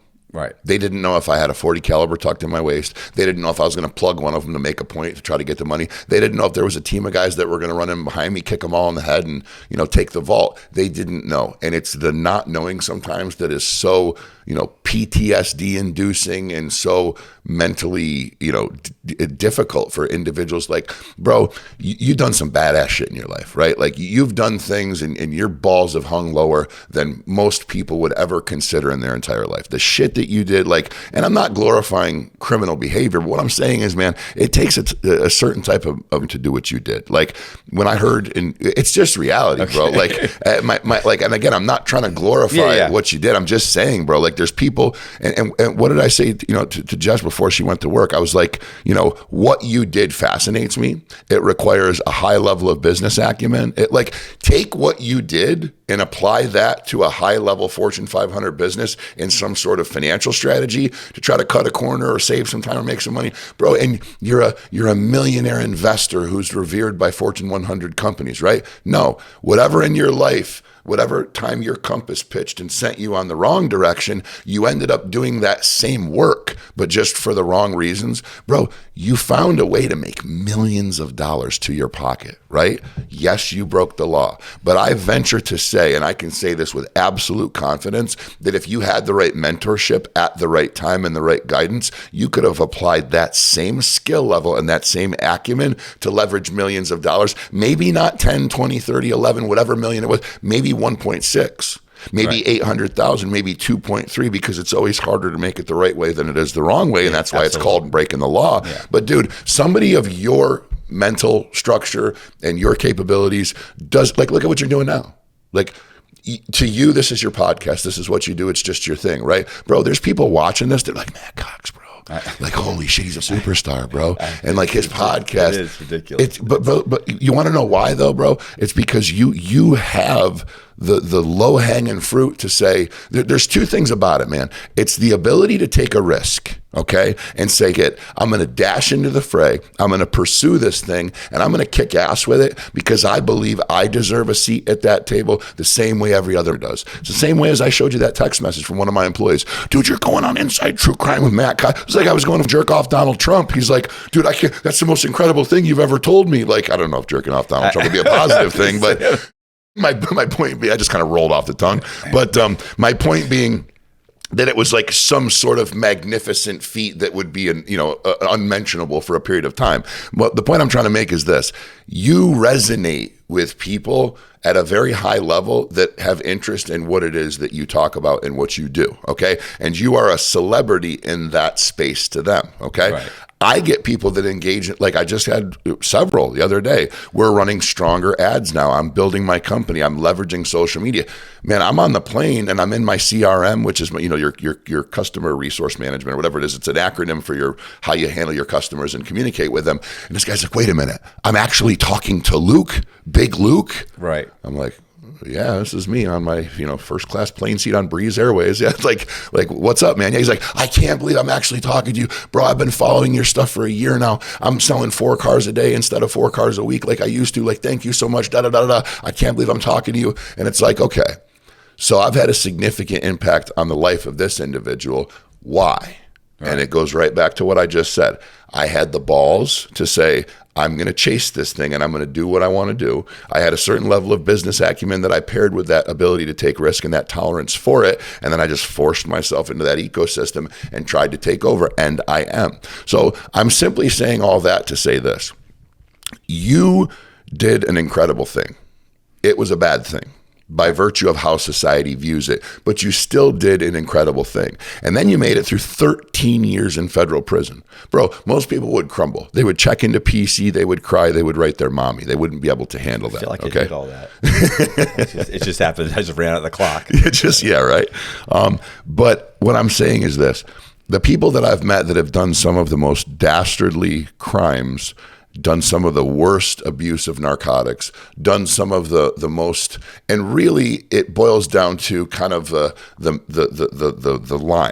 line of symmetry. Okay, on one side, there's people that have done crazy nonsense criminal behavior, but it's been on the outskirts of reality, right? Like your thing, dude, like crazy. Mine, like it wasn't a speeding ticket. I freaking walked into a bank and robbed a bank and ran out with cash. Like most people don't have the balls to do that. Right. What am I now? I'm an entrepreneur. I'm worth a few $1 million. I'm pushing out into the marketplace, trying to make a name for myself. I'm trying to take over the sales training world, which I will do. You are, you've certainly on a hell of a hockey stick uptick with this podcast. You got a huge following. You've got a great show here.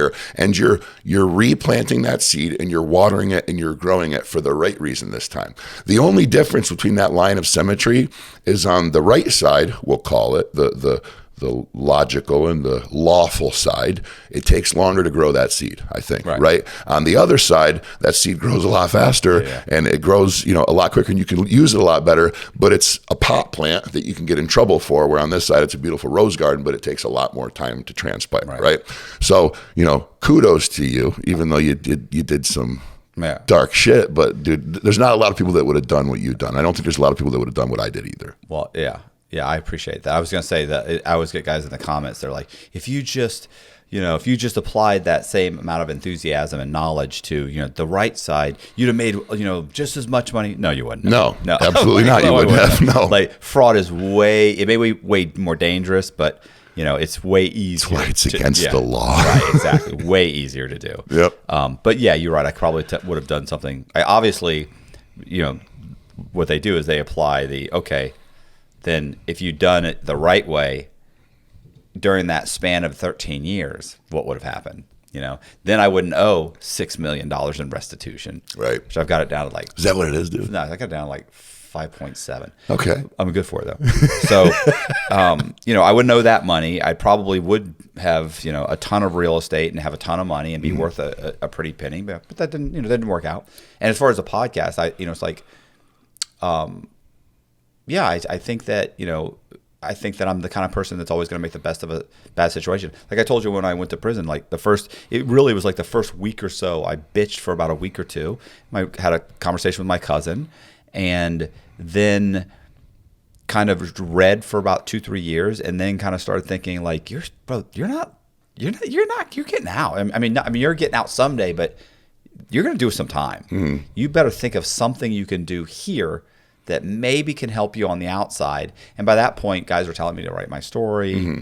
And, so I bought some books, learned how to write nonfiction, true crime, spent probably over a year writing my book, rewrote it like 2 or 3 times, got a literary agent, started hearing other guys' stories, and thought I really enjoyed writing my story. And if I could just compile these stories, at some point I could get out and I could, maybe write books, even though I was already realizing that books you don't make any money on a book.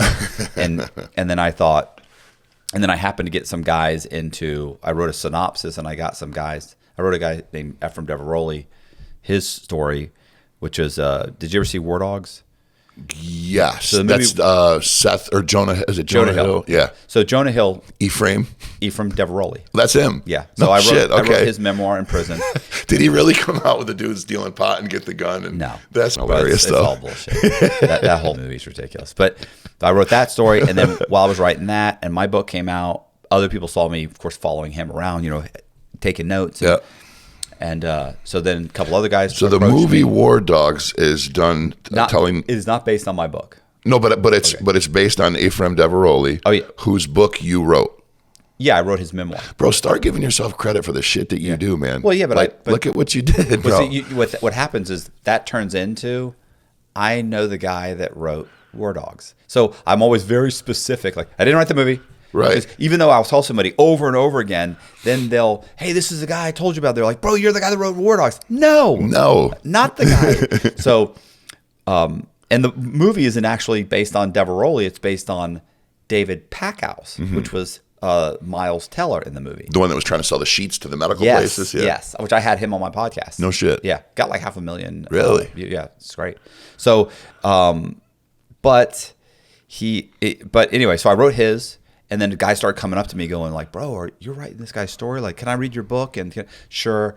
And then I ended up getting a guy approached me, and he said, we want to write my story's amazing. And I was like, I was like, he told me the story. I was like, is it really? It's not that amazing. Without blowing up his spot, what were the ins and outs of it that he thought were cool that you didn't think were so? Well, he thought it was cool just because he was a not pill mill. It was a doctor shopping. Okay.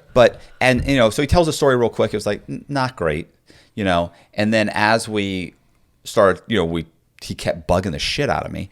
And then I remember he said at one point, he's bro, bro, if you write it, I'll give you half of whatever we make. And I was like, that was always going to happen. Yeah. Like you didn't just do that. You didn't do me a favor, bro. Yeah. That was always going to happen. Yeah. And he said, so I said, well, tell me again. And as we started talking, I started realizing like, okay, well, there is something here, because it's actually a group of 4 guys that were all on the wrestling team in high school, doctor shopping. They get college scholarships. He stays here, starts running a pill mill for doctor shoppers, and shooting the pills all across the country to his buddies. And they're all these clean-cut white kids that you wouldn't expect. Never expect. Right. And so, the more he told me, I was like, you know what? I said, you don't have any exposure. If I could probably get you into a magazine or something, I said, then I'll write your book. And he said, well, what do you mean? Are you going to write? I said, I'll write a synopsis. So I wrote a little synopsis. It was like 10,000 words. And I wrote the synopsis and I sent it out. How many pages would 10,000 words equate to? Maybe 12 pages. 10, okay. 12 pages. So just a little booklet. Yeah. It's like about roughly like a large true crime article in a magazine. Okay, makes sense. Which is what happened. I got a bunch of reporters that were interested. One guy, couple guys were like, I can do it, but I'm in the middle of something. It won't be for like a year. Another guy, 6 months. And then one guy said, I can jump on it right now. I said, great. So how do you outreach these people, these reporters? Right, well, wrote letters. Just literally email them? Oh, no. Paper mail them? No, letters. And Kites. Came back. Then I get email. You can't email people. They have to sign up. Okay. So I don't have these guys' email. Right. So I'm sending letters. Eventually he writes me back. I send him the stuff. That's crazy, dude. Snail mail. Good old-fashioned snail mail. Oh, yeah, tons of them. So he ends up getting it into Rolling Stone magazine, and I was actually supposed to be on the article, and like 3 weeks before it came out, he told me that they didn't want my name on the article, which was a lie, by the way. The guy's a complete scumbag. So, wow. So it ends up, but we option it. And so when we optioned it, they sold the guy's they optioned his life rights. And I got a check. And I was like, option to his life rights, bro. I'm a naive countryman. Like a country so boy. was I. Like, I have no idea. So what the f does that mean? So here's what happened. I have an idea of what I think it means, but spell it out for me. So they write this magazine article. Yeah, write the article, and then somebody sees it in Hollywood. So he's a freelance reporter, and he says, "Hey, Rolling Stone, I've got this," or Yes. he's a reporter for Rolling Stone. They don't really. They have some staff writers, Okay. but mostly they're almost all freelance. I gotcha. Okay. So they saw it, right? Like several producers saw it and came back and said, "Hey, we want to option this, which means we'll give you $50,000 if you'll give us 18 months to try and put this together. Okay. Try and get a movie made. Oh, and if we get a okay. movie made, that's their life rights. Is the movie when you say option their life rights? yeah. Well, okay. the life rights really is you can't work with anybody else. Because their fear is like this article's out here. Yeah. What if other people come to What him? if Fox or not Fox, but what if like Paramount or Correct. Okay. So you give us 18 months to try and make a movie, and we'll give you 50 grand for the option. And the option, and if we make the movie, we then buy them. This is just an option to buy it. Okay. So you can't work with anybody else for 18 months. So they're paying you 50 grand to tell you to stay on ice for 18 months while they try to figure it out. Right. Not me, because I didn't option it. The reporter optioned it, and we had an agreement where he would pay the kid some money and me some money. Okay. So I got a check for like $7 grand. Okay. And then so he options it, and Warner Brothers picks it up. They optioned it for 50 grand, and then they had 18 months. Well, if they had made the movie, then the kid gets. Then they optioned it for like $1 million. Okay. So then I'm going to get a check for whatever 18 or 80,000 or something, whatever that came to. Right. So. And then you get the back end, which there's almost no money on the back end. So, I mean, they'll tell you there is. They write it up so it seems like it, but they expense everything out, and of course. the movie barely makes any. Even if it's a blockbuster, they show it barely makes any money. Yeah. So maybe you're going to get another 20 grand or 5 grand, whatever. So anyway, the point is that I did that, and 18 months later, they didn't do it, but they extended the option. They said, well, here's another 50 for another 18. And then they did it again. Like when I got out of prison, I just got in the halfway house. You had 3 checks They waiting did it again. for you? I had 4. And then 18 months later, I got another check. Jesus so Christ, they're about to option it again.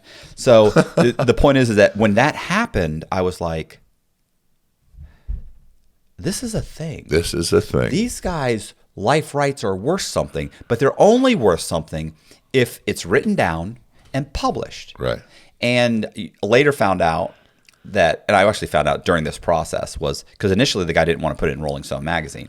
I was like, but you write for Rolling Stone. He said, I know, but I'm telling you right now, he said, I can get it into, it was called, I think it's called Media Magazine. Like Media Magazine is an online magazine. I go, wait a minute, that's an online magazine. He was right. I said, no, I want to hold it. Right. I want it in Rolling Stone. I don't know Media Magazine. Right. Anybody can start a website and call it a magazine. Call it a magazine, exactly. Right. And I know that because I have one right now. So he said, but it doesn't matter. It gives us the ability. It becomes intellectual property and gives us the ability to option it. And I was like, I don't care. I said, look. He said, well, it's easier this way and this, and I don't even think Rolling Stone's interested. I said, let me explain something. I said, you didn't even try. Right. I said, if you try and they say no, okay. That's fine. I said, I don't mind failure. I have an issue with not even trying. Yeah, exactly. And he said, well, we'll see. I'll send it over, but I think it's going to go Media Magazine. And okay. Well, so anyway, it ends up going, the guy, they read it in Rolling Stone and they're like, holy shit. They actually gave him my synopsis. Okay. So then he rewrites my synopsis a little bit, and they put it in. And he screws me out of that. So he writes that, but by that point, I'm writing. By that point, I bumped into somebody else. I was standing in line one day while this whole thing's happening. Standing in line one day, and there's this guy who's ahead of me, who I didn't actually talk to. He'd been in my unit for like 4 or 5 months. I didn't talk to him because I thought he was a skinhead. Okay. And I thought this guy's making meth in a a trailer park somewhere. He got 20 tattoos people buying all over Sudafed and for him. shit, skin, thin, everything. Yep. And somebody came up to me in the line and goes, Cox, what were you charged with? And I went, Psh, bank fraud, wire fraud. And I go through the whole thing, and I always end it with aggravated identity theft. And he goes, that's what I was charged with. And I go, what? And he turns around and he said, yeah, this is Tweaker Tom standing in front of you? Yeah, that I thought, which is him. Which is Bozak. How are you, Tom? It's John. And I said, really? I said, I figured, I thought you were here for like, I didn't say meth, I said like, or something like. And he goes, what made you think that? and he was saying like, totally like knows who he is. Do they know that he's covered head to toe in tattoos? Okay. And I was like, what are you here for? And he said, I'm actually here for making credit cards. He said, but they dropped. By the way, I remember I told you 2 people had told me I'm good with what I got. Yeah. He's one of them. Yeah. The other guy was a guy who had stayed up for like a week. He was a truck driver, stayed up for a week on meth. Okay. And driving through hit somebody. Killed 2 teenagers walking through a federal park, and he was driving his truck through it. And I remember when he told me that, and for some reason, the first thing that I thought of was, I was like, because he was like, yeah, I got 15 years for murder, because they don't have manslaughter or anything like that in the federal system. Okay. They don't have like, vehicular whatever. Aggravated vehicular They manslaughter. hadn't thought about it, so they charged him with murder. And I remember but that requires premeditation, doesn't it? Yeah, but they don't have to charge. Their only charge was murder. So he had to plead murder. And he got 15 years for running over 2 people. Yeah. And when I said, is there anything you can do about that? And I don't even know why I asked. Like, I was just stupid things to say. And he looked at me, he goes, I got 15 years for murdering 2 people. I'm sorry, because he got upset too. Yeah. And he goes, I did pretty good. And he starts tearing up. Yeah. And he'd been locked up 10 years. Yeah, 10 you're or 12. getting emotional talking Yeah, about I know. He was ready to leave. Yeah. Still did, obviously not as much as his victim. Oh, because stood up and walked out. Because I think once he sobered up, he realized what he'd done. I was locked up with a guy. His name was Ace. Right. And now I'm going to get emotional talking about it. He's a good guy, dude. Dad, just a good shit. I'm playing basketball with this guy. He's like, Ace, what are you here for, man? He stops. And you just hear the doof, doof, doof, and the basketball stops dribbling. He's like, I killed a couple little kids, man.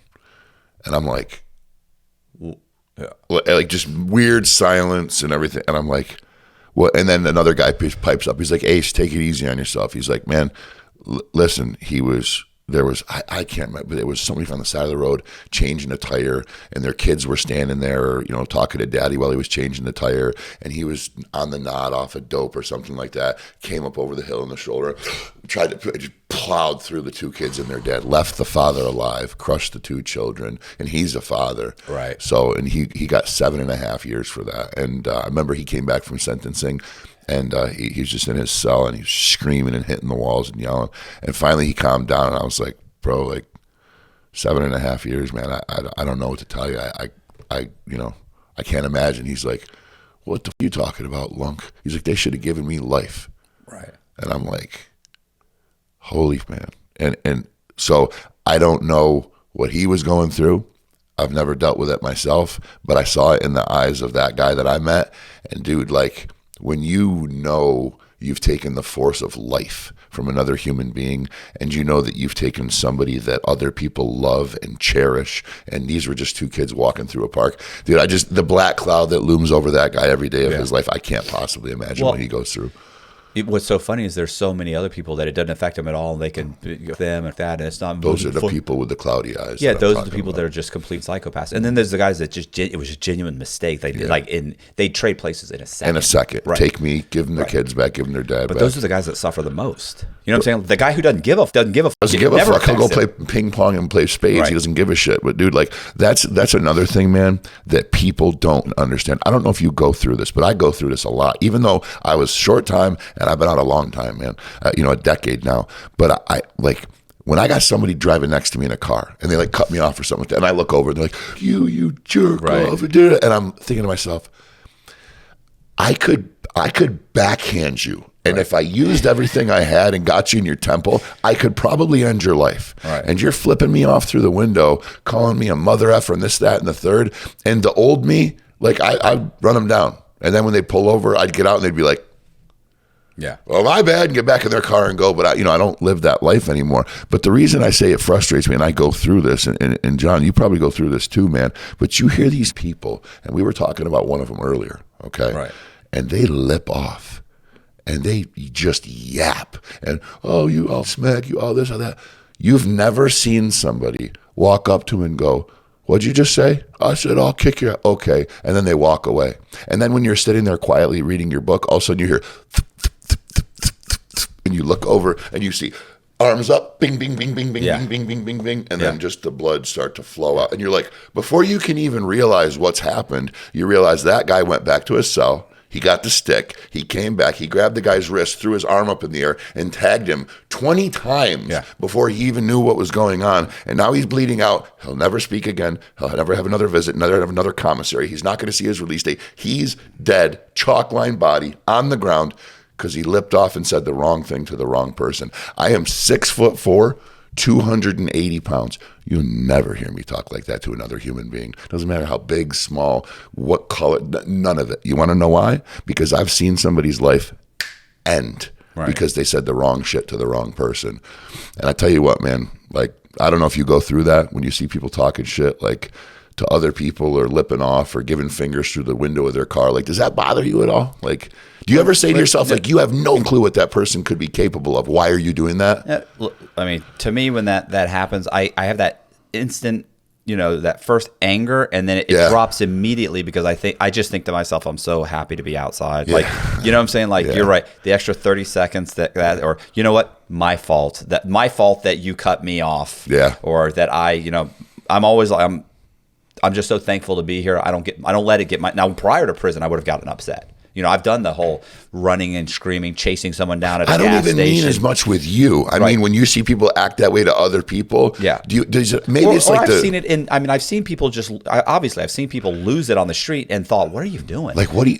Because I've been that person, and I'm tiny. So, but I mean, but now it's and I don't drive a lot, so I don't see a lot of people. But I think that all the time. Like, what like it's so everything is so not important. Okay. In the grand scheme of things. And not just that. The worst thing is you don't. I know what you're saying, but it's like the problem is that I think that everybody lives in their own little bubble, kind of, and they very seldomly see violence and know how bad things go. And the worst thing is that if they do, they're usually talking like a sociopath that maybe they will get into a fight with you right then. But the worst thing is if he's a psychopath, then he's going to go, oh, okay, just like that guy, and he's going to walk off, and you think you're okay, and he's going to go fill up a gas can, find out where you live, put the gas all around your house, and light the whole house up with you and your kids in it, and your wife, and he'll kill everybody, and go home and probably get away with it. Yeah. And it was 2 days later. Yeah. And you have no idea why it even happened because it was the wrong person. Your temperature went up and went down in a 30-minute interval. That person's temperature gradually increased over a period of 24 hours, and you're absolutely right.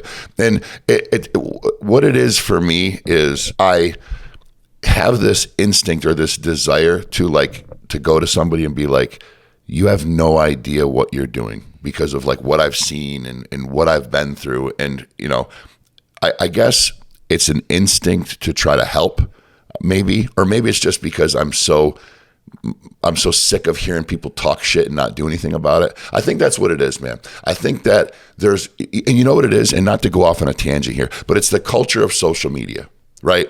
Like, I watch all day some people that are in kind of like my ecosystem in the motivational, sales training, that kind of stuff. And the shit that they say to other people, bro, you would never, if you'd ever actually done anything real, and when I say real, I mean real, you know what I'm talking about.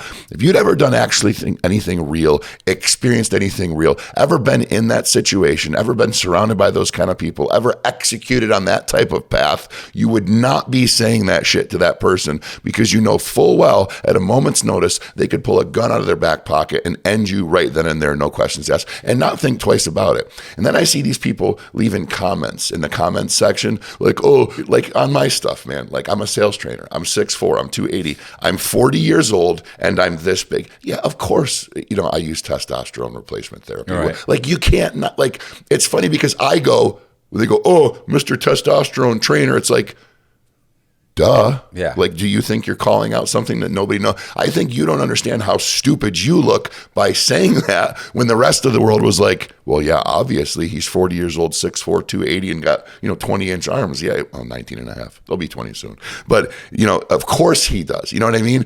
And I want to go to them and be like, dude, you would never say that to my face, right? But I don't care. It doesn't, it's just, I feel like maybe there's going to be an inflection point. Like maybe there's going to be a reckoning at some point where somebody's just going to go off on somebody. There's a saying that it could be an old saying, and I've only heard it maybe in the last couple of years, and it's incredibly wise, and I don't know how old the saying is, but it's hard times create hard men create soft times create soft men, and soft men create hard times. Right. And it's so true.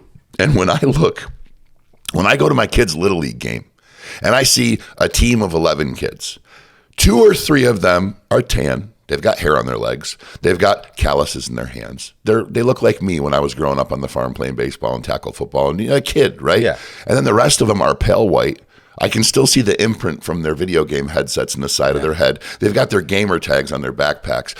You can see blue veins through their skin. They've got no muscle tone whatsoever. And I watch them run and I'm like, oh my God, their knee's going to blow apart. There's no muscle support. Like, what the hell? And I think to myself, these are the future members of our American military. And then you get into the gender discussion and it's like, and nothing against anybody who's any letter of the alphabet. I'm the kind of person who says, do what you do. That's the beauty of living in America.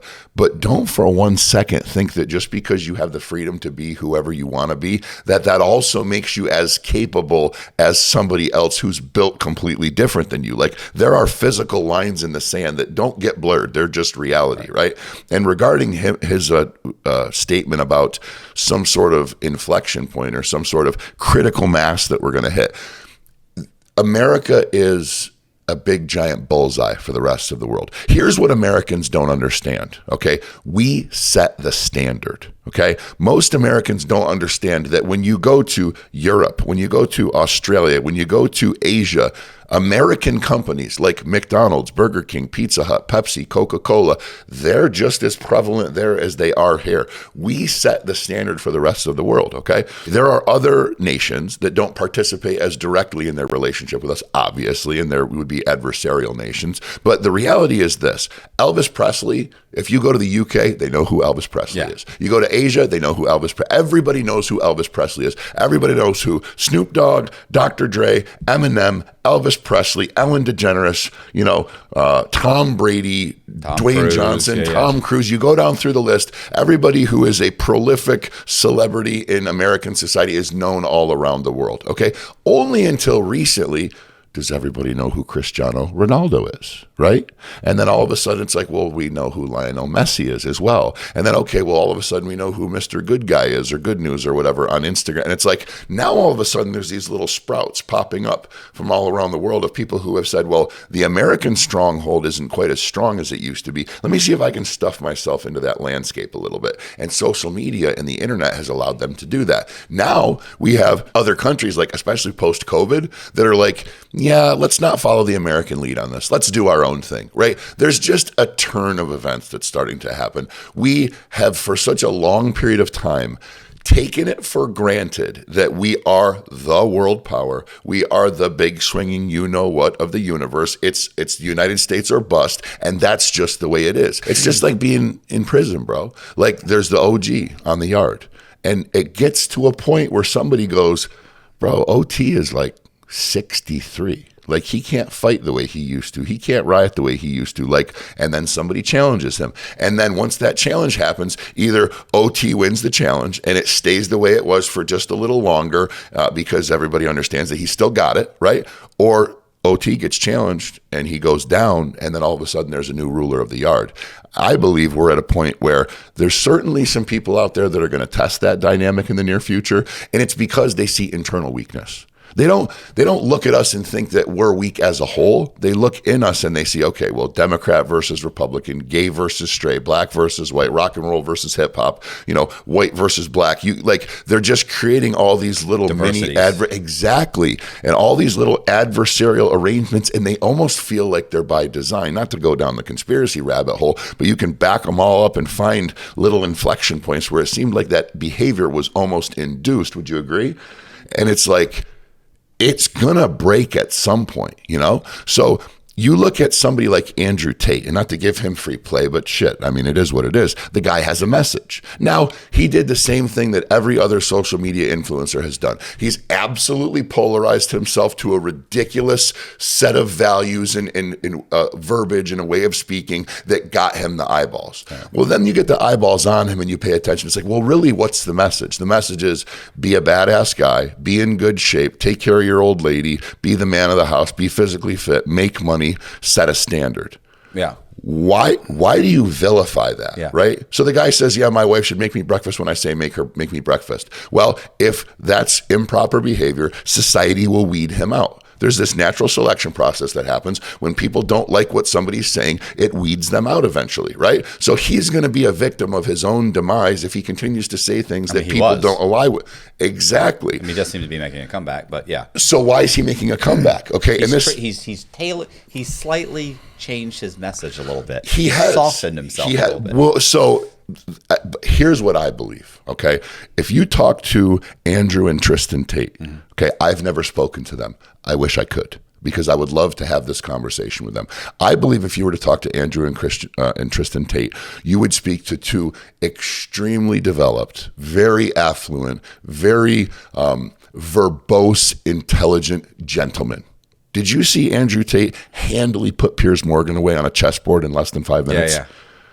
That's not something that you do if you're stupid, okay? Right. Piers Morgan is a smart individual, and he may not be a chess champion, but I watched the gameplay. He's no slouch. Andrew Tate looked him in the eyes and conversed with him, and with one hand, handily just disposed of him, okay? Someone's ability to play chess that way speaks to their prefrontal cortex ability, their ability to make decisions. Not only that, but their strategic planning and just their overall gameplay of who they are as a human being, right? So my point is this.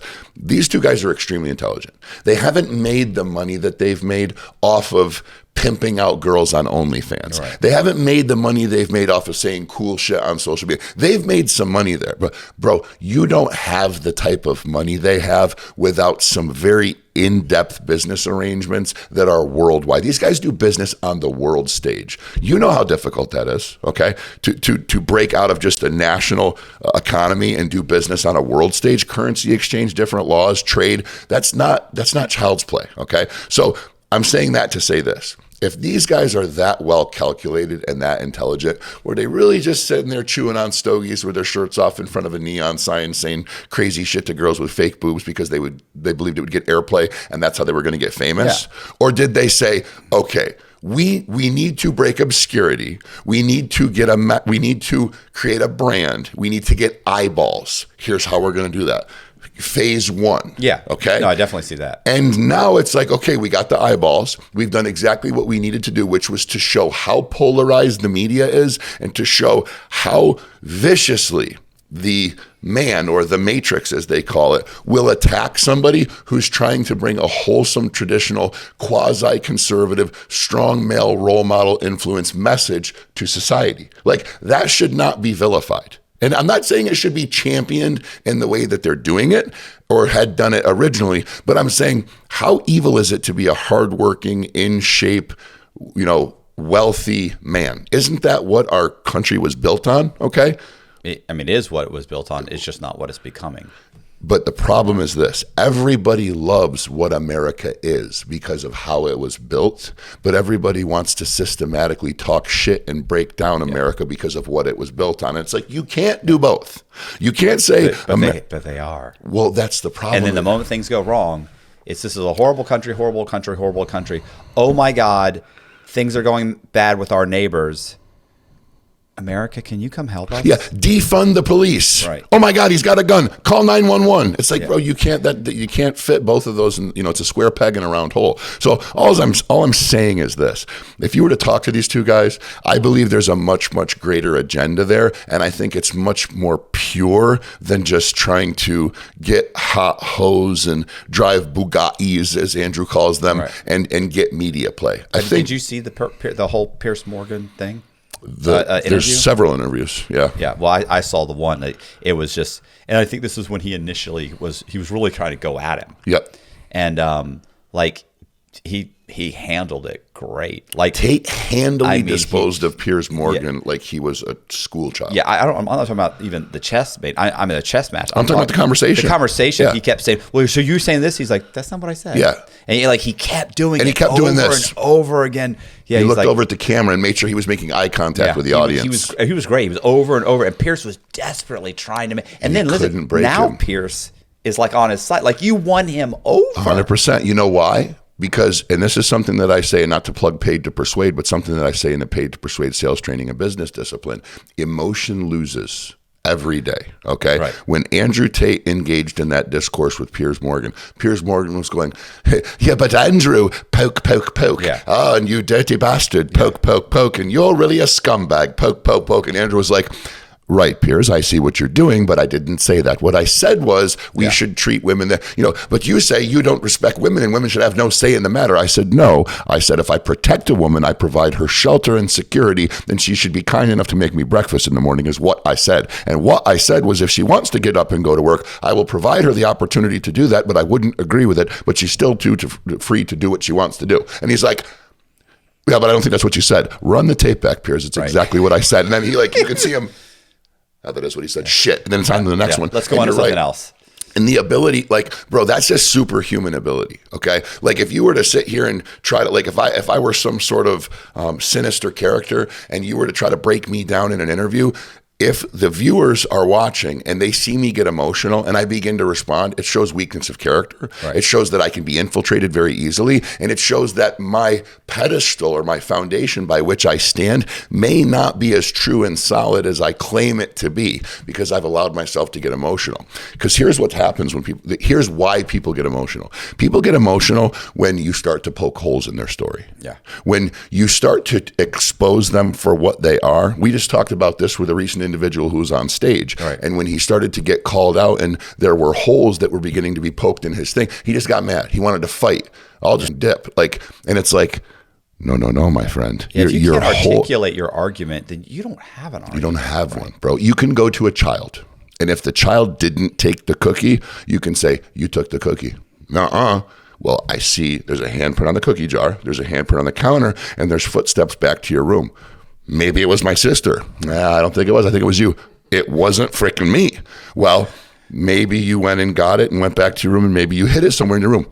Go check my room, Mom. Right. It ain't in there. It's very hard to poke holes in the story of somebody who's telling the truth. So the reason that Andrew wasn't able to be systematically disassembled by peers in the media or anybody, did you see the interview with Vice? Yes. Everybody's tried to take him down, but he's too poised. And that's why he wins the day. And quite frankly, that's why he continues to become under attack, is because they're just doing whatever they can to try to discredit him. And it's the traditional playbook, sex crimes, demasculinize him, vilify him, make him a woman hater. The next thing will probably be racism. They'll try to throw the racism card at him. But the bottom line is... That'll be tough because he's half black. Yeah. Not that they won't try. Yeah, his dad was black. Yeah. So you can't... And he was a chess master. He was a chess master, right? Yeah, he was a master chess player. Yeah. It's very difficult to poke holes in the story of people. Grandmaster, sorry. No, you're right. It's grandmaster. But no, that's just the thought is, he's doing so well and his brand's doing so well is because when someone takes a hard swing at the foundation and the axe handle breaks, it's like, well, shit, we got to try something else. And then after people witness 12 to 15 breaks of the axe handle, and then you bring in the construction equipment, and then you bring in the dynamite, and then you've thrown everything you have at him, and he still goes, well, here I am, and I'm saying the same thing, and I'm doing the same thing, and I'm the same person I was when I started. They're going to make him a martyr. Mm-hmm. I mean, at the end of the day, they're going to make him into exactly what he wants to be. And all I'm saying is I think that's a calculated plan. Yeah. Listen, when he got arrested and as they were taking, and where was it? Romania. Yeah. And they were taking him away. He killed me. When his hand's behind his back and they're walking down, he looks at it. He says, "The Matrix is attacking me." Yep. I thought, man, you are 100% all in. Yeah. Like you're not like this. This is an act. Like you're not, because there are so many guys that will act. Listen, I've been on a podcast where we're talking to the guy beforehand, sit down, and as soon as the cameras come out, it's like, so what's going on? And it's like are you serious? Where was that guy? Like, what just, like, okay. Oh, it's an act. Okay. Okay. I thought you were Yeah. real. Okay. Like, I'm the same way on camera. How was I? Was I? Huh? I was just me, right? Yeah, you've been the same. Yeah, you were a little bit more of a maniac when you walked in than you are now. Had to make an entrance.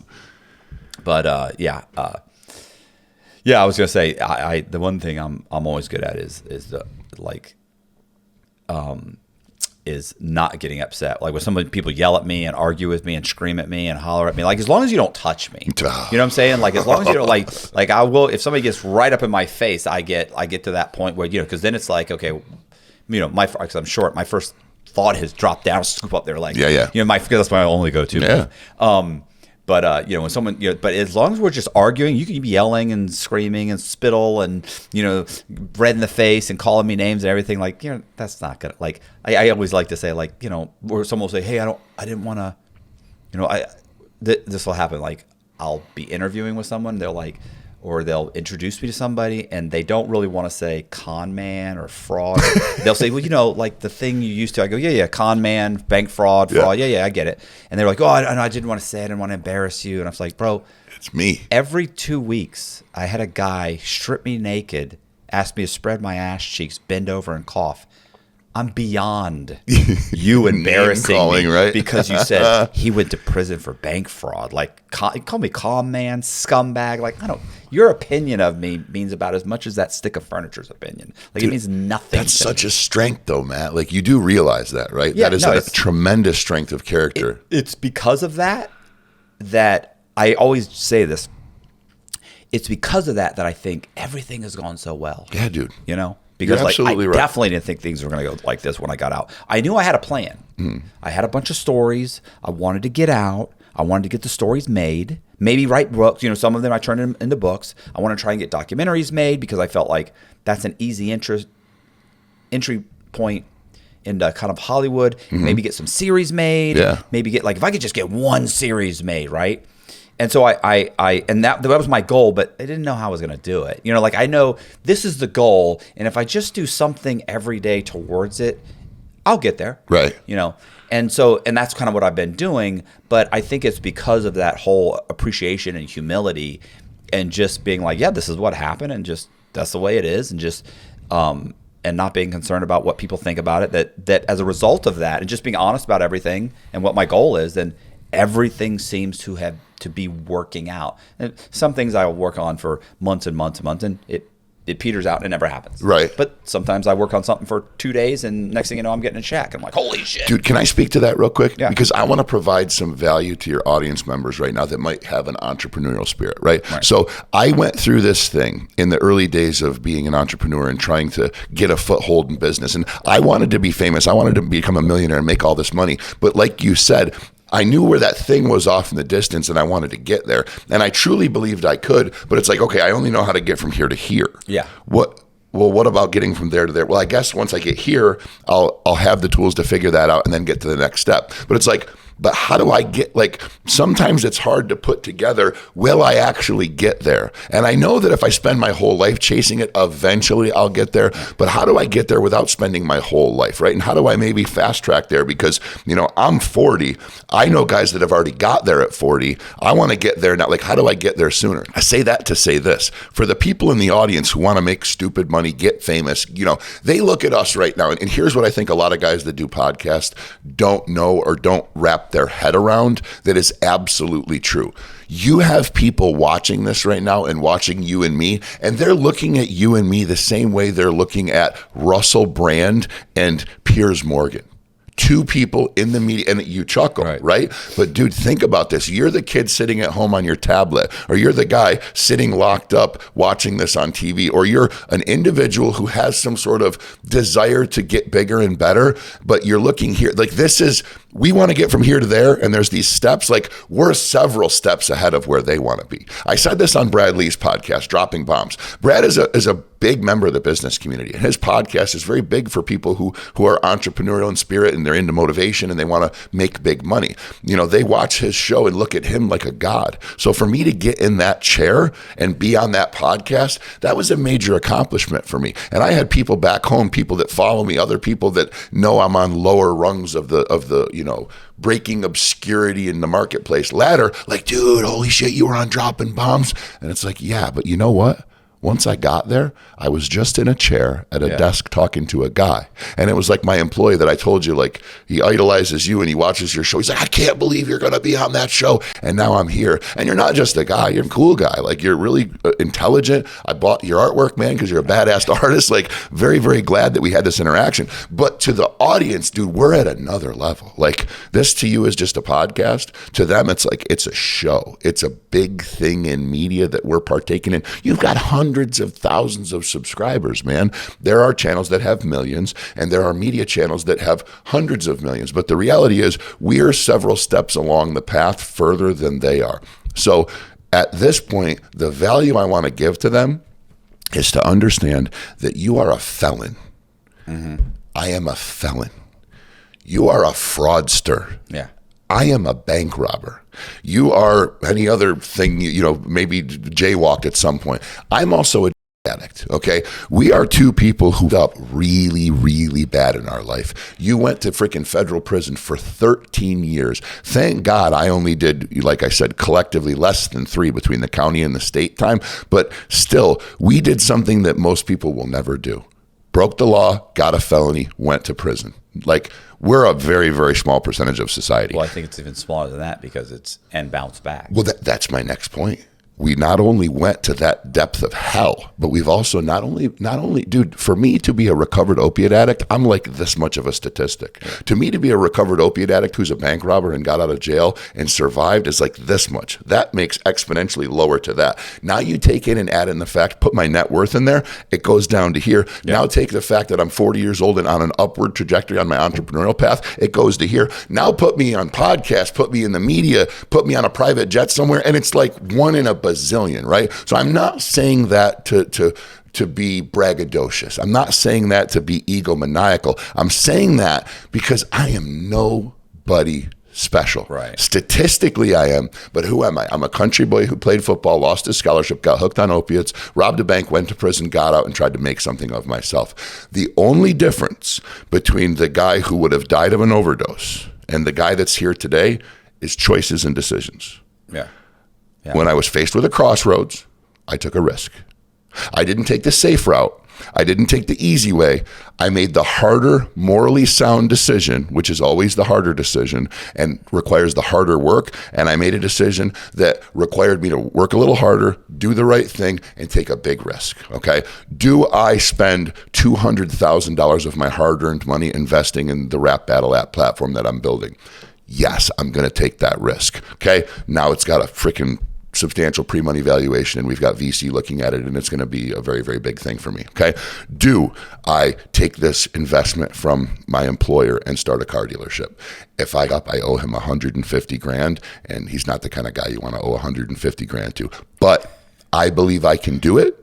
And if he's willing to give me the money and he knows what I've done with money in the past, then I believe he believes in me. So I believe in me. Yeah, let's do it. And I took that risk. Okay. Do you want to spend hundreds of thousands of dollars of your own money and brand this sales training company? And do you want to go spend $50,000 to turn it into a virtual training platform? And do you want to go on podcasts and try to promote it and make it this big, huge thing and try to take on these monsters of the marketplace right now who are running 8 and 9 figure businesses? Yes, I do. Most people would answer all of those questions. No, I'm not taking that risk, man, right? So I'm saying all of that to say this.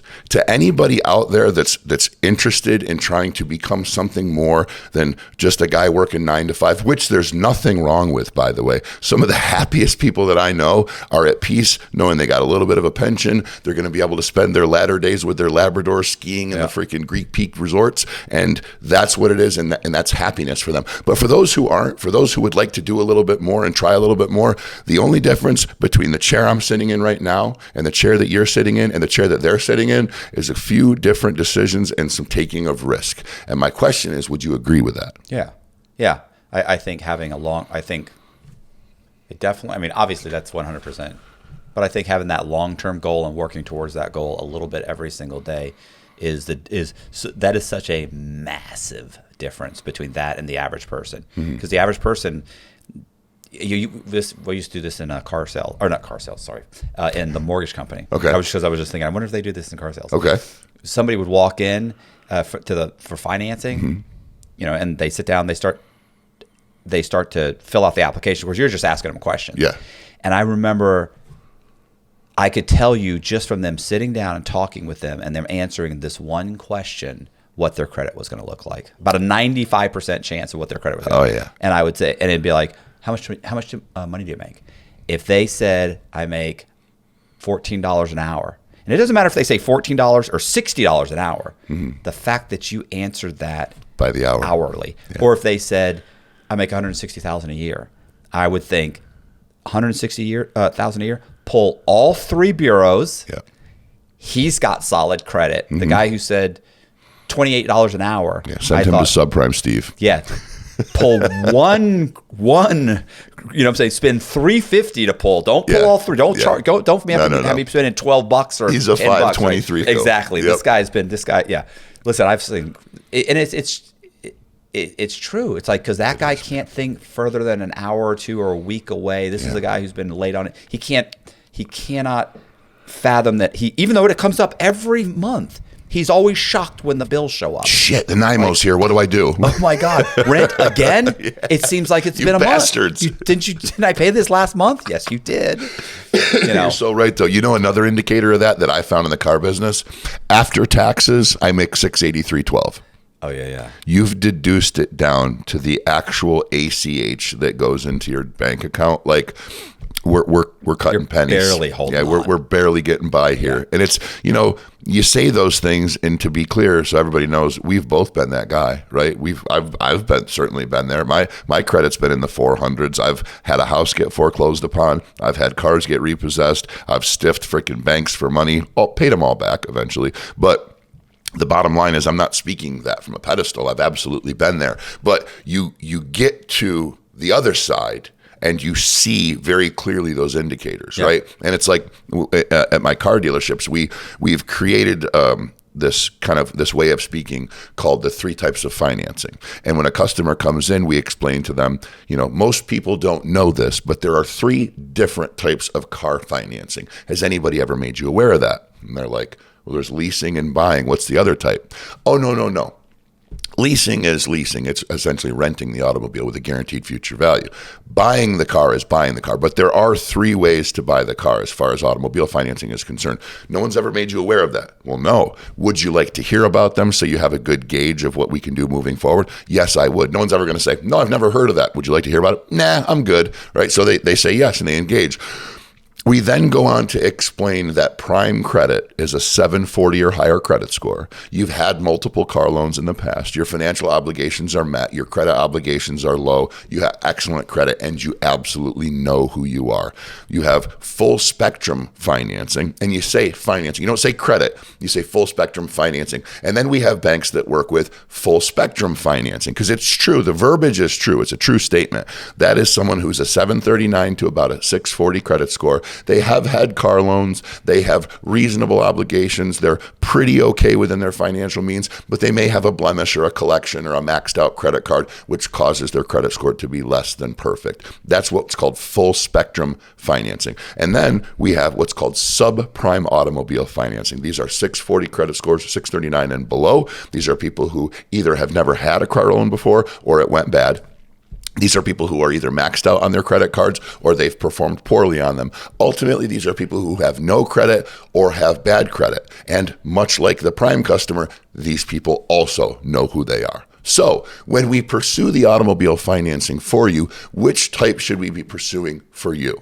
That doesn't ask what your credit score is. Right. That doesn't ask how you think your credit is. What that does is it says there are these 3 buckets of financing types. Which one should we pursue for you? And then it's an indirect way of having the customer go, well, I've had good car loans. I'm maxed out on my one credit card. I'm a 718. I'm full spectrum. And you're like, okay. And you make sure you deduce it down so specifically to, you're literally asking what the bank underwriter is going to critique they're qualifying them by. Themselves. Right. Yeah, they're underwriting so themselves. Have you had a car loan before? Are your credit cards maxed out? Do you have a reasonable credit score? And basically, when the customer identifies all those factors and responds to it, you're underwriting them at that moment. And then you completely take the question of does this person qualify off the table. And then if they say that they're subprime, no problem. The way we help our subprime customers be much more efficient, we sit them down and we pre-qualify them. So when you go out to test drive the car, you know you can actually drive it home today. Does that sound fair? There's nothing negative about that. It's all positive. So that's what we use to qualify people credit-wise,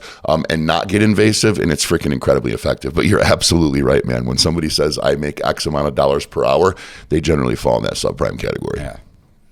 Yeah. And I was going to say, I might pull two bureaus if they said, I make, $4,500 a month. Then it's like, come on, man. I'm going to pull two. But yeah. What's the biggest spread you've seen bureau to bureau? What? Like TransUnion to Experian, what's the biggest spread on points? I've seen an Experian that's an 803 and a TransUnion that's a 689. Oh, I was going to say, I've seen them be 100, 150 apart. Yeah. Which, which is a lot, because usually they're semi close. Yeah. Within 20. Usually within 20 points. Yeah. Your mind travels back there, and there's some stories, isn't there? Oh yeah. I was sitting here thinking about, as you were talking, I was thinking about multiple stories, and I was thinking, but those don't really, they do apply, but they don't apply. I just always found it comical. It's the same thing and I know you do it in car sales where there's things that people would sign they'd sign for these interest rates and variable rate mortgages, the ARM product and everything. Yeah, adjustable rate and people were like, mortgages. well, I can't believe, why would he even sign for that? And I'd say, well, what did you how'd you convince him? Did you lie to him? No, I just told him. I said, well, we're going to give you you're going to get a 9.5% interest rate. Mm-hmm. 2 years it adjusts. It'll go up by, quarter of a point every 6 months until you pay it off or refinance it. And they'd be like, oh, I don't know about that. Well, I mean, here's the thing. You've got bad credit.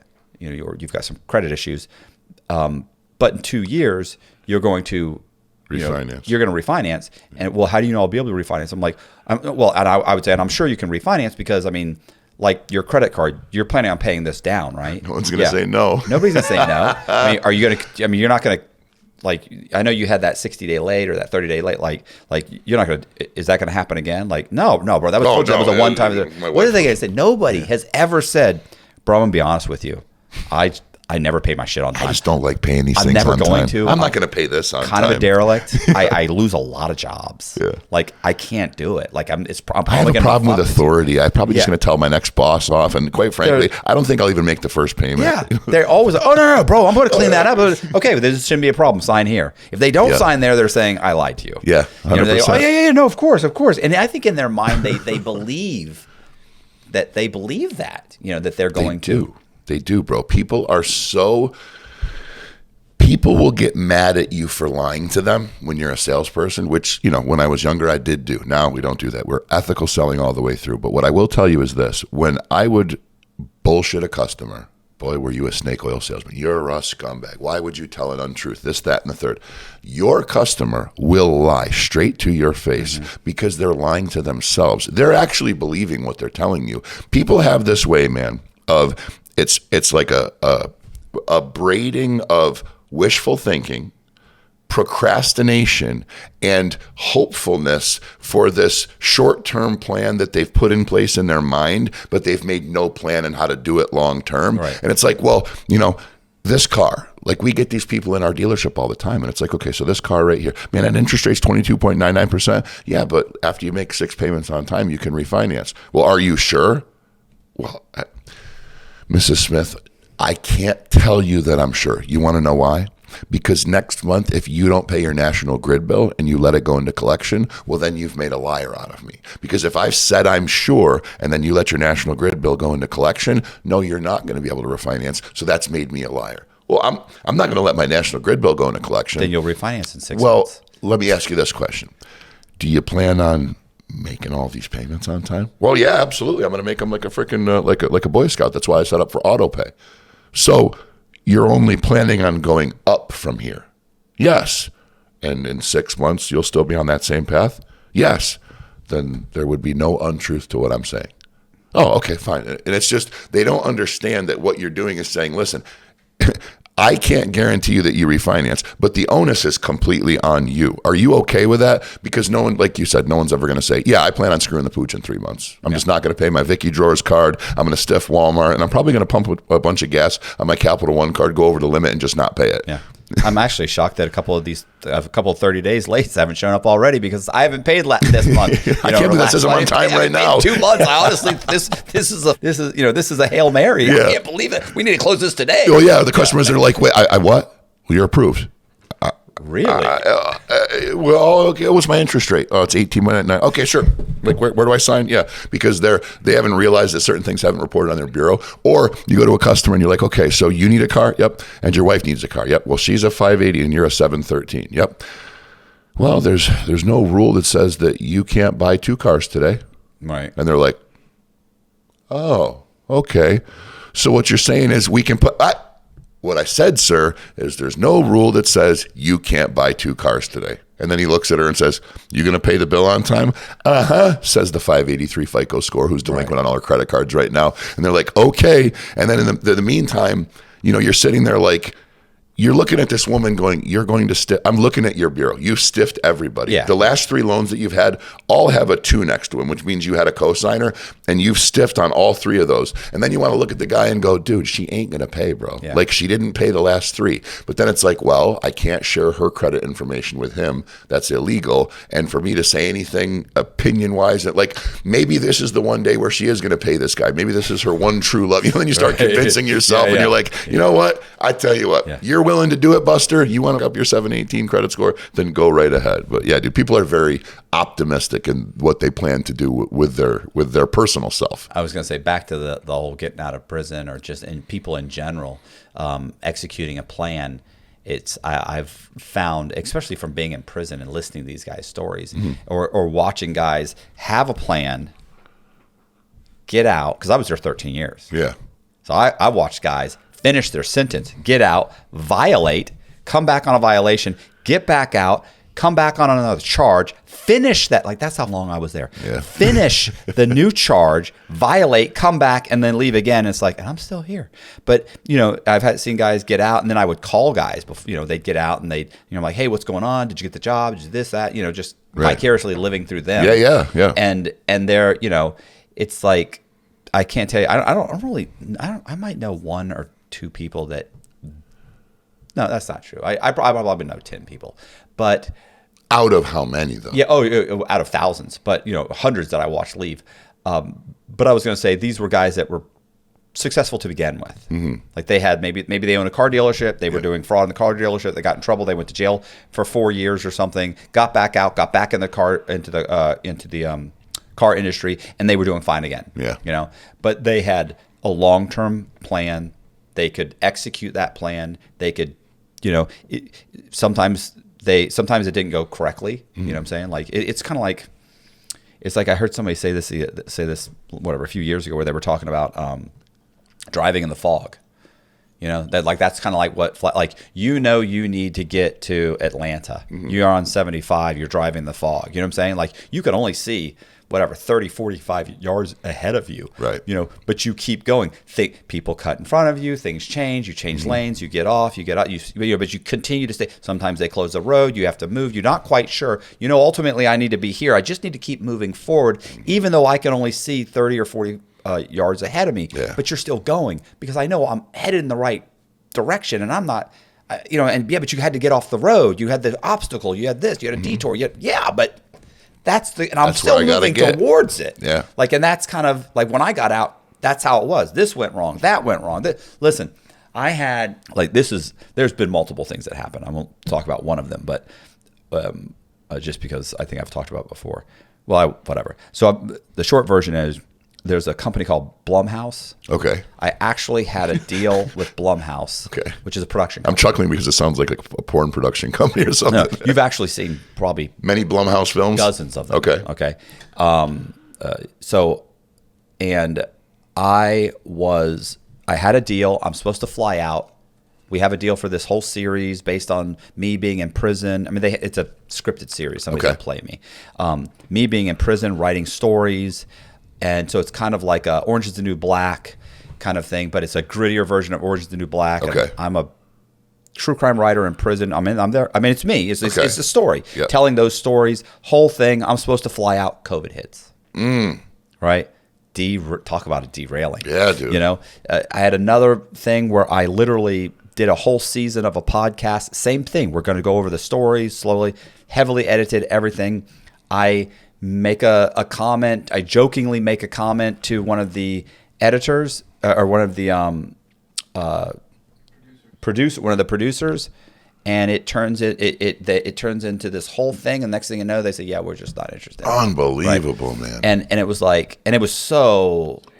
It was an Andrew Tate comment about he had just been canceled, and she brought it up, and she mentioned it and said something, and I kind of was like. I was like, that's weird. I go, because I don't agree with everything he says. I said, there's a few things he says. I said, but there's a lot of stuff he says that I agree with. I said, it's actually comical. I said, he says a lot of funny stuff, and a lot of it I find true. And it was like what? And so I threw in there, and I said, I don't know. I said, kind of like I said, I saw TikTok the other day where he said, a man has to make all the right moves his entire life, and ultimately he ends up owning, a $40 million yacht, and you can be 22 years old with a makeup kit and be hot, and that chick has a better chance of it, just as good of a chance ending up on that yacht and possibly even owning it, just because she's 22 and pretty. He had to make all the right moves for 50 years to be there. Yep. She's 22. She flirts a little bit, bangs him, ends up with a lot. With a yacht, I said, it's true, right? Yeah. And I'm joking, and so the one producer, there's two producers. Okay. One producer's offended. We can do a little bit of a back and forth. I don't get upset. She's clearly unhinged. Yeah. And the male producer, which is basically like a cis, like he's, just everything about he's so over the top. Left wing, liberal, LA, soy boy. I mean, just so over the like soy boy. and everybody he works with are women, and they're all in LA, and it's like, and it's just like, he's like, Matt, I think we're gonna have to stop this. We're gonna have to have a meeting and talk about this, and I can clearly see that the chick's name is Joy. Clearly see Joy's upset, and I'll get back with you. And I was like, all right, click. Deuces. Yeah. And 3 days later, I get a phone call. Matt, I'm sorry. I just feel like we're headed in different places. I was like, are you serious? Yeah, dude. Not just that. I'd worked for a year on the thing. And we did have in the whole thing, we had kind of like if we come to a point, we could walk away. There was this one clause. walk away clause. Yeah. Yep. There was one clause, but that's the first time it dawned on me, like, did I just work a year? You cocksucker? Yeah. So, but that's the whole thing. Like I've had, and listen, that right there, my comment, which was my fault. It was absolutely my fault. You know why? Because I knew who I was talking to. Yeah, but how do you expect to engage with a 13-year sentence federal prison inmate who was a fraud crime committer and not maybe hear an off-color comment you don't like every once in a while? They were clearly in the wrong business. And it's funny too because this is the second producer that I was with. There was another female producer that we had been working with for a few months, and I remember, and these are the people in charge of the oh, movies absolutely. that we see. But here's what's funny: I remember saying something one time, and the next time they had a new producer, and it was not even a joke. We were talking about me meeting my wife, and I met her in the halfway house. And these people have never been in trouble at all, and they grew up in California in kind of a liberal arts kind of thing, So, and I'm like. Your wife who went off to work as a marine mechanic when I walked in. Yes, that evil villain. Yeah, I met her in prison, in federal prison. Right. I mean, I'm sorry, met her in a halfway house. And so at the halfway house, so when they were like, "Oh, how'd you meet Jess?" and I'm talking, and because part of the show is kind of me talking about my journey. Yeah. So we're talking, and I said, "Oh yeah." I said, I met her in the halfway house, and they were like, "Oh, what happened?" I was like, "Oh, met her. We sat down together, and we're talking stuff and joking around." I said, and guys are there. They're all trying to hook up with girls and stuff, and they're like, "Yo, bro, what kind of chick you like?" I was like, I said, honestly, I have a certain type that I kind of like. I said, which is not what you would think. And they were like, "Well, what do you mean?" They're like, "What?" Like, they're like, "I see you like a sorority girl or whatever." And I'm like, soccer mom. I said, I said, honestly, I'm thinking ex-stripper. Maybe she's got some tattoos. I said, she's been arrested a few times. Kind of chick that'll call the cops on you. I said, but she'll bail you out. Yeah. I said, a chick that's been around. She's been beaten up by the world. Maybe she's been married. I said, she's been a little bit. She can watch my back and I can watch right. hers. I said, but she's down. You know what I'm saying? I said, Right. she's a chick that's going to stick with you through thick and thin. I said, and that's kind of like, I like a tomboyish kind of chick. Yeah, yeah. And one of the guys looks over at Jess and said, what about Jess? And I looked at Jess, and Jess, like, first of all, I'm 18 years older than her. Yeah. And she looked at me, and I went, I go, Jess is about 20 pounds. I said, Jess is about 20 pounds away from being dateable. She was like 150? Yeah, like 150, 155 in the halfway house, because she gained a bunch of weight when she got to the halfway house. Everybody does. And she looked at me, she goes, you think I need to lose 20? Or she goes, you think I need to lose 25 pounds? I go, no, I think you need to lose. No, gain. She was 155. I said, no, she was like 160, 155, 160. And I go, no. I said, you need to lose. I said at 25 pounds lighter, you'd be dateable. I think you need to lose 30, but we'll talk about the next 5. And she's like, no, we won't, because I would never date you. She goes, you're a city boy. I make fun of guys like you. I said, I feel like there's a connection here. Yeah. And she's like, there's no connection. So we're going back and forth. And what's so funny is, meanwhile, she was firing on all cylinders. What's so funny is, like, later, so we're laughing. I'm laughing about this. Yeah. The guy's kind of smiling. The chick is not so smiling. Okay. And then as I talk about, and then a few months later, she ended up losing 30 pounds, texting me saying, hey, what's up? I'm coming to Tampa. Did you want to, and this is probably 6 months later, did you want to have lunch or have dinner? I was like, yeah, because we had still been texting the whole time. And I said, yeah. And I said, it'll be like a date. I said, yeah, it'll be a date. I said, we'll go to dinner. So I said, it'll be a date. And she goes, no, well, maybe just as friends. And I was like, no, I don't want to go as friends. And she goes, okay, well, I don't like you like that. I said, I disagree. I said, you don't really know me. I said, we'll go out. It'll be a date. I said, you'll see. I said, we'll have a good time. And she goes, no, I'm not interested in dating you. And I went, she said, you can't go as friends? I said, no. And she goes, why? I said, because there's nothing more useless than having a hot female friend. Nothing. I said, the whole time you think we're building a friendship. I love this. I said, all I'm thinking about is trying to give. Yeah, because it's ruthless honesty, right, bro. It's reality. It's not chauvinism. It's the truth. Right. You did her a favor. That producer, gone the next time. She could visibly, like, you could just interface. And I'm joking about it because I'm thinking, this is part of my charm. This is me, right? This is why you guys came. This is why I'm here. Right. So I'm thinking, it's okay. I'm still in the mind frame that you can, because I can work with people I don't like. I spent 13 years with people I despise. Just gonna say, like, I can hang out with you, have lunch with you every single day. You'll go tell your friends we're friends. Yeah, you have no idea that I'm thinking I'll never talk to you again. Yeah, but still, she left. So I'm saying there were so many times when I was on the path, and something happened. Sometimes it wasn't my fault. Sometimes it was my fault. Mm-hmm. What was I thinking? Right. And listen, Jess, to this day, I'll get on a phone call with somebody. So I'm working on multiple different productions. Yeah. And I'm talking to somebody, and I'm like, hey, I got a thing with so-and-so. She's like, okay, that's the person so-and-so, right? And I'm like, yeah. And she goes, watch your mouth. Yeah. And I'm like, yeah, no, I will. She's like, I'm just saying, you're close. Don't, And listen. That's a good woman. Jess is, she would absolutely, she holds her tongue all the time. Yeah. She's 10 times worse than me. Is she? Yeah, so she's like super conservative. Like she had her own like force. Like when she moved the car when I pulled in, I was like, "Hey, how you doing?" She looked at me, dude. She was scrutinizing me. She's like, "Who's this coming in here? Like, what's your deal?" You know, it's so funny.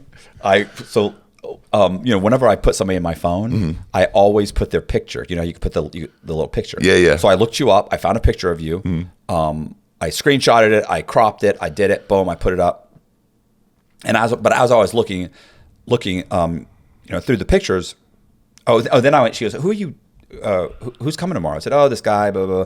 And I said, "Here, hold on." I said, "She goes, you know his story?" I said, he robbed the bank. He was like, it was opiates and a bank thing because I don't really know that much. And I said, but I know he's got some podcasts. So I started looking up the podcast. And as soon as I showed them, I said, yeah, this is him. And she looked. She goes, huh? She goes, yeah, I think I'll stick around for that. And I said, and I go, I started. That's why when you came in and you were here and talking and everything, she looked over at me and I go, you can go now. Yeah. And she goes, I'm getting my stuff. Well, my first impression was very attractive woman, and you could tell she's got like, I bet you her and my wife would have, which I'm happily married, so there's no danger there. She's the two of them would get along famously because my wife doesn't have the criminal history, but very easily could have, right? She's one of those people that just at one point, that fork in the road, she just missed, she detoured quick because there was a car in the way and missed hellfire and brimstone, right? But she's exactly the same way. She's very scrutinous for the people that I'm around. She likes to meet the employees.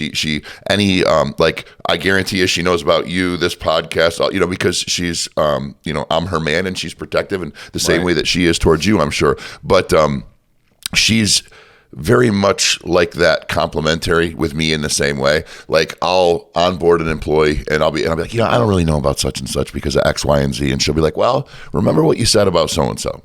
And then they did this and then you felt that way and then they won you over. And I'm like, yeah, you know what? And then that person gets, survives another day or two. And then I go, holy shit. You know what I mean? That she was right. The one thing I will say about my wife is she's absolutely spot on spotting trouble.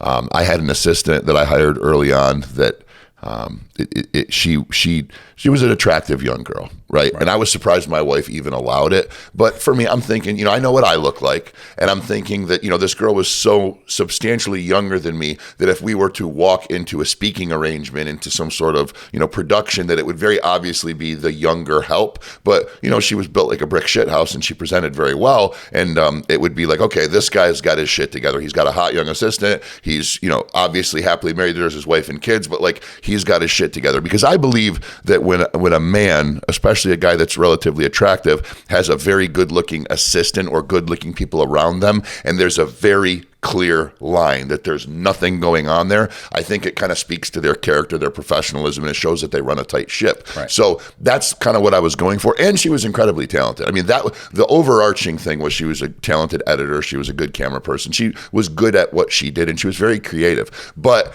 she lost her bearings a little bit on a trip to Las Vegas and on the arm leaning into me walking down, and it was no. And when I cut that off very quickly, all of a sudden, it was very clear that there was no interest in working for me anymore. And afterwards, my wife was like, so she did kind of have a little thing. And I'm like, and she's like, I told you. And I'm like, you know what? Damn it, you did, right? And any time along that path where her little radar has ever gone up, she's been spot on, which is crazy because I wish I could catch it, before I was married anyways. It's intuition. I mean, I'm a huge believer in intuition, women, and listen, every chick that has ever run around on me, I felt it in my gut 2 weeks before the hammer dropped, or before it was so obvious that I found out or whatever.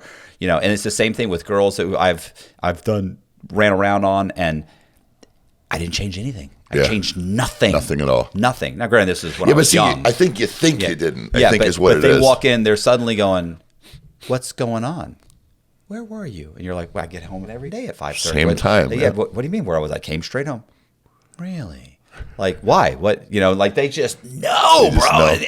And the problem is that, same thing. I've been in that situation, and it's the same thing when someone walks in or something's not right. A lot of times, even when I've interviewed people were like, and I knew something was wrong. Yeah, but it's behavior, though. It's behavior driven, I believe. So if you rewind that same sentence that you just spoke back to the point of nothing had changed, there is a change in behavior. So there's something that I've studied called the frequency of authenticity. There's something called the law of constructive interference, the law of destructive interference. There's Faraday cage. There's people that have been measured in the Faraday cage and the frequencies that they emit, as human beings.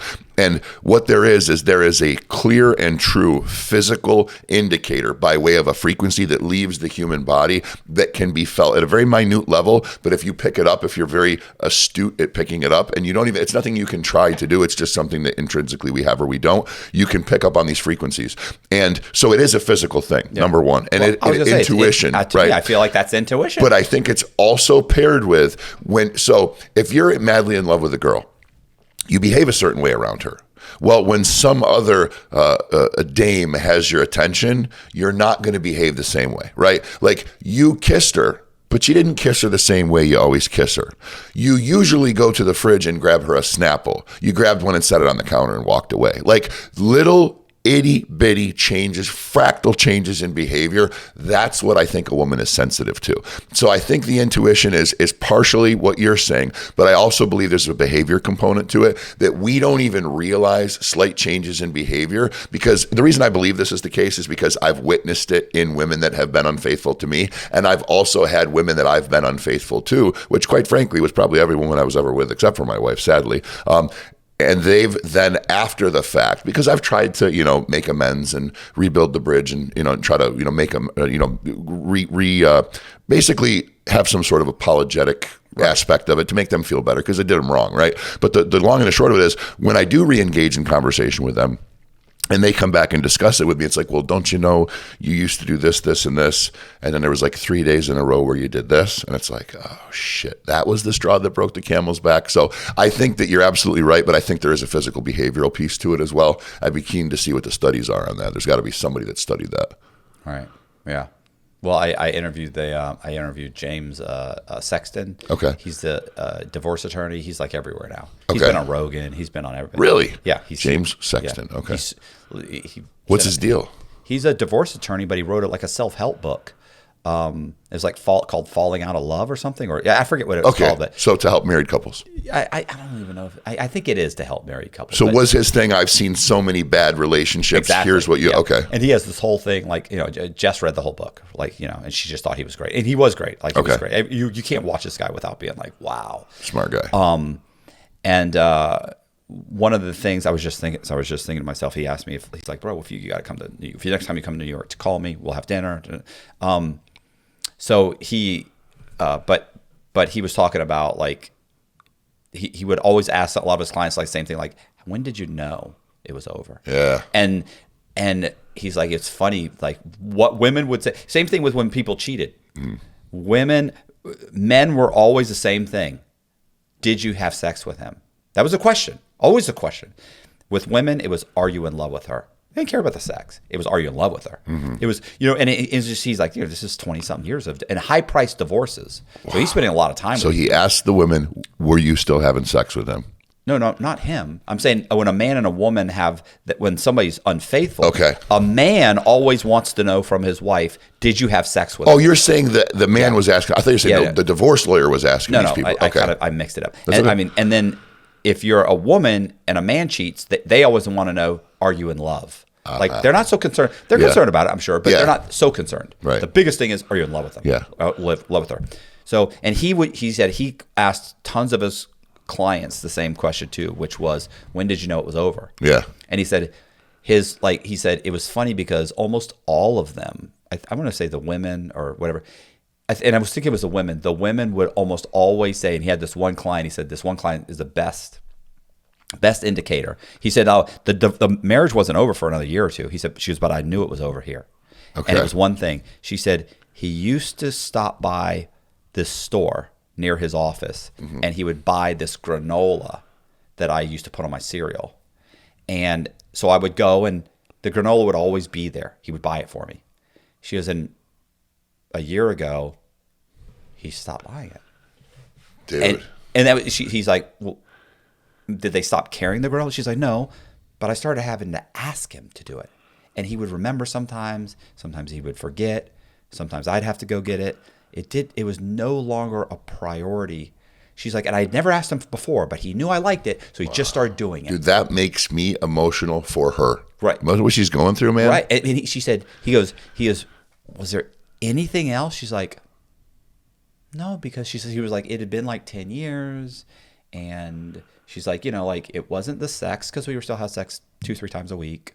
We still like everything else. She's like, but that happened, and I knew. She's like, and from that moment, I could see everything kind of going down. Like that was the moment I knew, and then paid attention over the next few months to a year. Boom, boom, boom, boom, boom, and bam, he's having an affair or whatever it was. Crazy, whatever it was. It was that one thing that, and she was like, it was those little tiny things. Like listen, that guy is amazing. Wow, he's amazing, and he does great things for guys too, because he says stuff to women because women are always like, he should know this. He should have. And he's like, look, you did marry a man. Yeah. She's like, he hears 25% of what you tell him. He hears nothing of what you don't. Yeah. She's like, he's like, and women are always what like, a powerful statement. Right. He hears 25% of what you tell him, so he hears 0% of what you don't. Yeah, nothing. Insinuating that how dare you, or how could you possibly, not how dare you, but how could you possibly expect him to have the intuition to see something beyond what is spoken? That's so true, though. Listen, the guy, everything the whole time through, if you listen to one of his things, like I said, he did Rogan, he's done a bunch, the whole time through, it's nothing but just bam, bam, knowledge bombs. Bam. It's like everything he says, and it's even these little things. Like he's like, honestly, if you did this, he's like, that would change everything. Like Crazy. that one thing, if you did this, that would change everything. If you did, anyway, he's great. Jess, I was gonna say, Jess like loves him to death. He sent her his book, been on a bunch of things, but yeah, it was you're right. It was these little tiny things that he said. These little tiny, like nothing. I remember too. I always like this. He said, "Divorce is like what do you say? Divorce is like bankruptcy.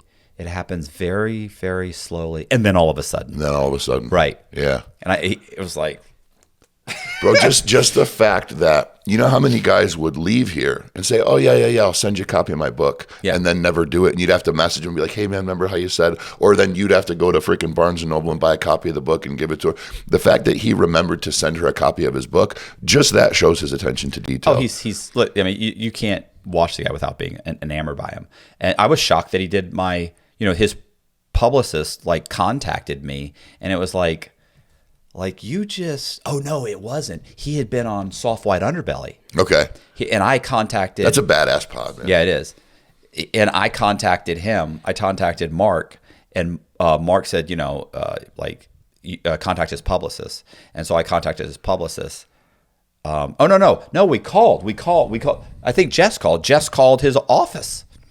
That's what it was. Because Mark was like, he's in the book. He's in New York, blah, blah, blah. I don't know if he had his number or what, but he's like, here's where he is. You just look him up. He goes, he's got a website. So Jess called, made an appointment. Boom. Next thing you know, he's doing it. And the fact that he would do my podcast I was like, wow. And then listen, within 2 or 3 weeks, he was on Rogan. That's crazy. Yeah. So, dude, I take these moments, and your audience, I know, is looking for crime and crime stories and shit like that. But, I'm an entrepreneur. I'm a serial entrepreneur. I'm a business coach. I'm a sales trainer. I love taking these moments to call these things out. We're in your home, beautiful home, nice place. We're in your podcast, and we're talking about your friend and your wife and you just making phone calls. Yeah. Friend that you did prison time with, right? This Wall Street Journal or New York Times best-selling author who was just on Rogan was here on your podcast just because of a few phone calls. And this is something, I'm calling this out, Matt, because a lot of people don't understand how many human beings don't connect this. This is just people. This is just networking and communication. When you said, I can't believe he would have me on my pod, or he would come out and just be on my podcast, and then a week later he's on Rogan. Dude, his publicist could have ran in and went, hey, Dan, you know that true crime podcast you like with that Matt guy? Yep. He just called. His wife just called. They want you to be on the show. Like, you never know the type of resonation or the power that you have with other people. So all I'm saying is I'm just taking this moment to tell people, just ask, man. Just act. Yeah. Take action. Take the risk. Well, I was going to say, listen, what's even funnier is that, like, because to me, I know how this whole thing is held together with, like, Scotch tape and bubble gum and some spit. You know what I mean? Like people get here and they'll walk in and they'll go, wow, like I thought we were going to be in like a studio. Like people don't realize, and even though people that watch me a lot do realize, because I joke about it all the time. Like, we're in my living room. Oh yeah, we're in your living room. Your fridge is over there. You got nice counters, stools at the counter. Like all of this, like this is a 60. I got this for like I think $60 on offer. It's a chunk of wood. I got these things. I built these things. Boziak and I built these. We built all these walls. When I walked in here, my impression was this. You slide. Oh, yeah. Like, It's you an illusion. badass dude. Like, It's all a 'cause fucking illusion. Well, you got your YouTube Play Award up there, so I you're do. definitely the real deal. But like, just meaning this, I had the same kind of initial response because, you know, I watched your pod before I came on here. I wanted to familiarize myself, and I knew of you in the story, but I wasn't super familiar with your show. So I familiarized myself with it, and I'm like, damn, there's been some pretty, you know, good sized people. And I'm like, he's got this cool little studio. I like the red wall and the solo, almost like interrogation room lighting, and like the investigative division, you know, interrogation room feel to it, and you know, it's got the textured walls with the acoustic material. Like, that's pretty freaking cool. And I walked in here, I was like, oh, you did it in your living room, you bastard. Good for you. But dude, this is the thing, is people need to understand this, right? And here's the thing, man, and this is what I think is one of the biggest farces and piles of bullshit in society, is the people. This is how you can tell the difference between an insecure and somebody who knows what they're capable of doing. You know what you're capable of doing because you just called out to everybody watching this. Yep, this is a chunk of wood off of OfferUp. We put these together. We painted that on the wall. There's the living room's over here, you know, and your paintings are over there on the other side of that wall. And you're happy and comfortable saying that because you know what you can do. You know what you're able to produce. You know what's necessary. And you also know that it's not smoke and mirrors. There's no magic. It's just people and assets, right? But what drives me nuts is the people who play ball at a little bit higher level that want other people, that want the rank and file to feel like it's beyond them, that they can't do this. Oh, this is a major production. I always say there's just two kinds of people. You know, there's those that climb the ladder of success and invite everybody else to come. Yep. And those that kick it out from underneath them. Yeah, dude. The truer words were never spoken. Yeah. And that's so true. And the ones that, and quite frankly, I used to be the latter type. I used to be, well, not to pun you, but the latter, DDNTT. I used to be the guy that was just so petrified. Like, I'd get to a rung on the ladder and be like, right. Saw it off so the next person couldn't get it. But then what I realized is collaboration over competition is the path to success. Like, when I started going, you know what, maybe I should just like listen to this guy and learn from him. And I'm talking about other arrangements, salespeople, sales trainers, business owners, entrepreneurs, mentors, whatever. Like, I was the guy that I accomplished so much at a young age.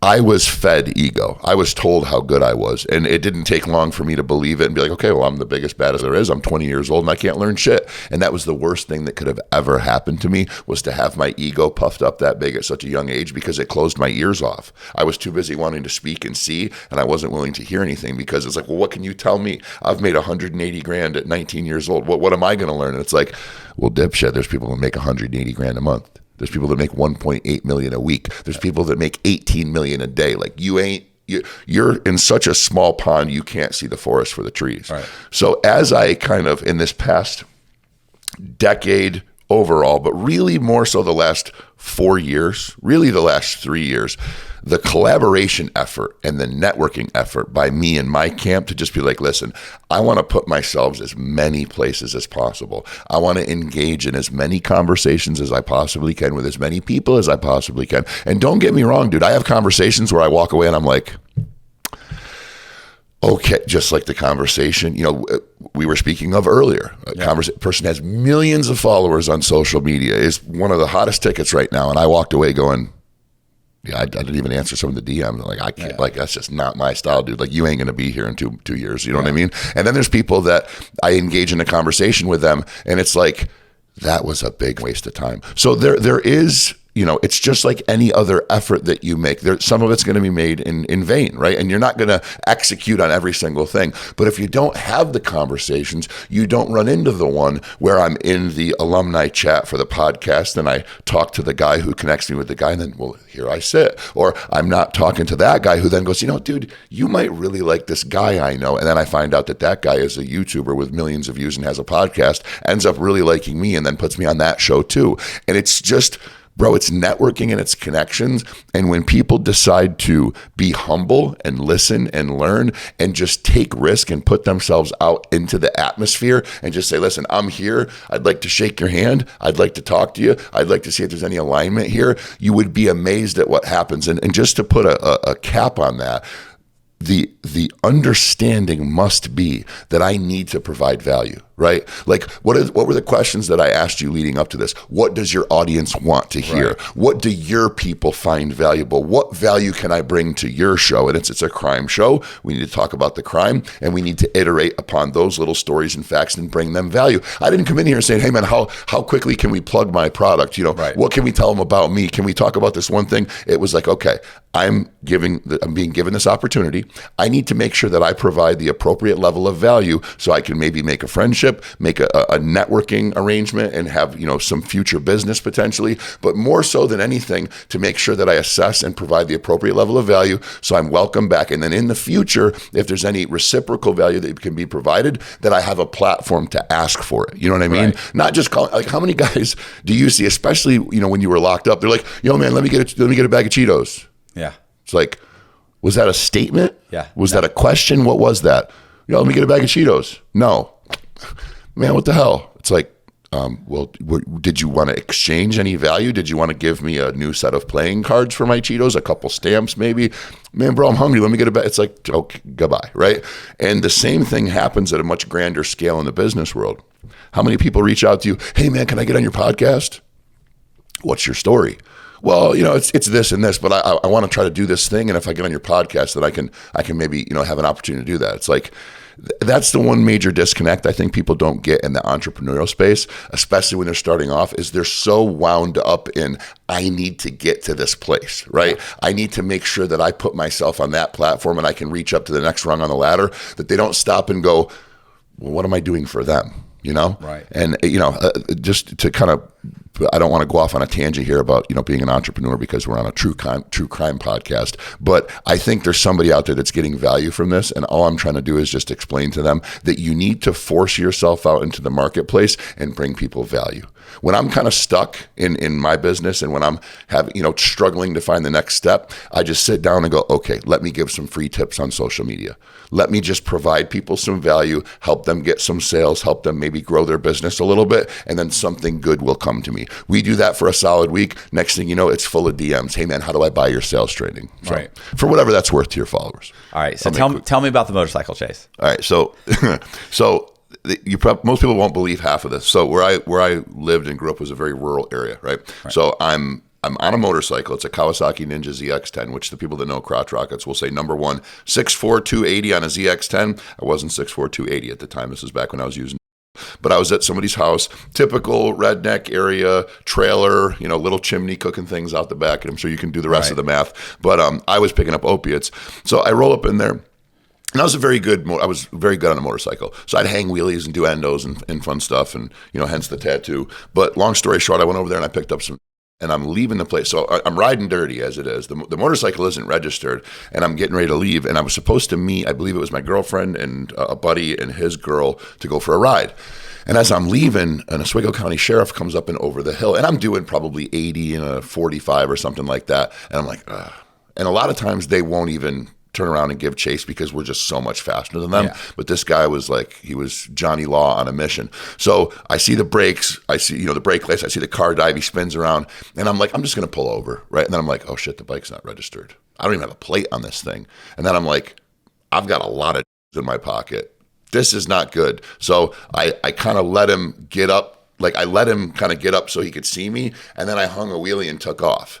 There's been, and it sounds crazy, but there's been times in the past that by doing that, a lot of guys that know better, especially a lot of veterans, you'll ask them, like, dude, guy's riding like that, I'm not going to go chase him because he's going to kill himself is what they'll say. So that was like my first attempt at getting out of it. Now this dude Matt's it. He's like on a mission, super trooper. He's coming after me. So dude, when I say, there's two high-speed chases that I've been involved in my life. One was when I was much younger, did not have the skills on the motorcycle to be riding the way that I was, went back later and looked in one of the corners. I had gone all the way from inside the white line on the right shoulder. There was a skid mark from me hitting my rear brake and drifting on accident all the way through a 4-lane road, across the center line, over through the other lanes, out into the shoulder, into the dirt, back around and back into the corner and going. And bro, there are Italian superbike riders that can't pull that off, and I did it by accident, and that just shows you how close I was to death. There was a guardrail 3 inches away from where that freaking tire mark was. That was high-speed chase number 1. This one, I actually could ride. I was actually well practiced on a motorcycle. It was a 1,000cc superbike, and there were times during this chase when I had to be reaching almost 200 miles an hour. But this guy was relentless, man. So, and imagine this. Imagine country roads, no shoulder markings, no center line, gravel on both sides of the road. It's a very volatile place to be riding this type of speed. So I take off, I go up, I make a left onto a highway. And as I look back, I see, dude, this guy, when I say this guy must have been given this little Dodge Charger everything it had, he should not have been keeping up with me how I was riding. So I took off, I went down the major highway, and just opened it as wide open as I could. I'm doing 200 miles an hour in and out of cars. I get far enough away where I know I'm out of his eyesight. I turn the motorcycle around in the middle of the road, and I start immediately heading back towards him at Mach 7 as fast as I possibly can. My thought process then being, when he sees me pass him back in the other direction going this fast, there's no way he's going to turn around and give chase. Well, the minute I cross up over the hill, he's coming this way. Another cop is coming off a side street. They say when you're riding a motorcycle, you can't beat a helicopter or a radio. They're right. So as I'm going this way, the cop pulls out, almost hits me. I think, frankly, he may have been trying. I don't know. But I continue to go down that same road. I double back on the other road, the road that I had come from where the trailer was that I was buying. I go down there through the twisties. I get back to the guy's house. I pull up in his driveway. Don't ask me why I did this. I pull up in his driveway, and I said, so I'm at this point maybe 30 seconds ahead of the cops, that I've gained that much ground. And I don't know at this point if they've actually turned on the same road that I have. And judging by the sounds, the air, the birds chirping, likely they haven't. And I asked him to give me his shirt. I was wearing a Kawasaki riding jacket. I took my Kawasaki riding jacket off. I gave it to him. He's a dealer. It was a $300 jacket. He was happy to get it. He didn't ask questions. Right. I said, give me your shirt. He had this baggy, ripped up, tie-dyed shirt on, and I'll never forget how bad it smelled, man. It was disgusting. So I took my helmet off. I put the shirt on. I put my helmet back on. I ripped the visor off. I broke the visor and threw it. He's like, dude, what are you doing? Got back on the bike and took off. He, had to maybe put 2 and 2 together at one point. I leave the guy's driveway. I go back up to that same spot where I make the left to go on the highway. I turn on the highway. I start to put away. Both of those cops are sitting at the gas station that's on the corner of that road. And I pull away. I look over. I nod. They look up, looked at each other, looked back at me, nodded. I kept going, the other one, and I'm kind of watching in my rear view. They look at each other, and they go back to what they're doing, and I drove away, dude. Crazy. So is it because you think they thought you were someone else, or do you think that they thought they lost sight of you? They thought they lost me. Yeah, they saw that guy. Like, it was such a staunch difference. I had been moving so quickly, they never really got a good look at me. Right. They just knew that they were chasing a green motorcycle. They knew that they were chasing a relatively good rider in matching riding gear. And I purposefully did this. When I turned the corner, I started going, I over revved it and dragged the clutch and kind of like, and made it look like I didn't really know what I was doing. And then kind of clicked. And when you miss the shift in a bike, it'll kind of go like, and it'll go into gear, and the bike riders know what I'm talking about. And you can do it by kind of feathering the clutch a little bit. So I basically tried to feign that I did not know how to ride the motorcycle, and I was pulling away and I wasn't shifting well and so on and so forth. That combined with some holy stinky tie-dyed shirt from some redneck meth cook with a broken visor on my helmet, it was enough for the visual cue to not be enough for them to pair me, mentally with the guy that they saw riding. Drove away. Drove back home, parked the bike, went on about my day, man. But it was pretty intense. Nice. So what are you doing now? What am I doing now? I'm not racing motorcycles anymore, man. So, they know, I've talked about being a car dealer. I've talked about the entrepreneurial journey, if you will. What I discovered, it's crazy, man. The same guy that employed me several years ago, I had actually stolen from. I worked for him. He made me a manager of one of his stores. I was rust proofing and cleaning dealers' vehicles in exchange for. He discovered that, fired me.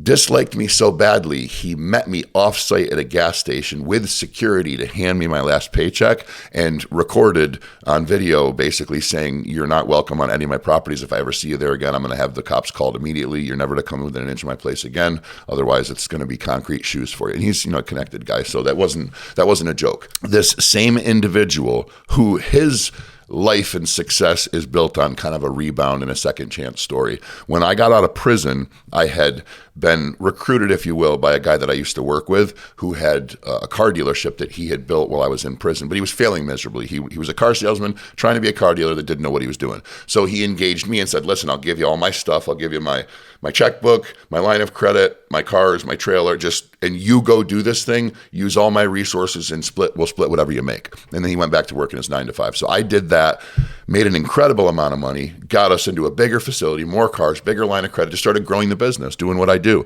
And he ended up robbing me. He was an active user. He ended up robbing me for, at the time, it was like $40,000 or $50,000, money that I had left aside to pay my taxes with, and just put me flat on my face again. So I'm a guy that was fresh out of prison who had started to do this business stuff and was succeeding at it, and then got kicked directly in the balls and went back to zero. So I was pretty messed up over that. But this same guy that I had stolen from before and had fired me reached back out to me and was like, listen, I believe in second chances. He's very religious. I wouldn't be who I am without a second chance, given to me. I want to pay it forward. I want to give you a shot at your job again. And it was a 6-figure job. And I was like, all right, man, I may as well give it a shot. So I went and worked for him. And he noticed, because he's a very intelligent businessman, that whenever we would talk about the car business and my hustling cars for this other guy, that I would glow. I would get very excited about it. And I would talk about what I was doing. And he saw a different Luke talking about that than he did selling rust proofing for him on a daily basis. So one day he just walks into my office, puts his feet up on my desk and goes, what did that guy, what was the split with him? I'm like, what do you mean? He's like, your old business partner, what was the split? So I told him. He writes it down on a piece of, like a legal pad. He goes, and how much money did you need to get, fronted to get that thing going? And I told him, and he writes it down. He's like, okay, and what was the rent at the building you were at? And I told him. He writes it down and tears it off and folds it and puts it into his pocket. I'm like, what was that all about? He's like, no, I like to know things. I like business. It intrigues me. I was just curious. Stupid, naive me. I didn't think nothing of it, right?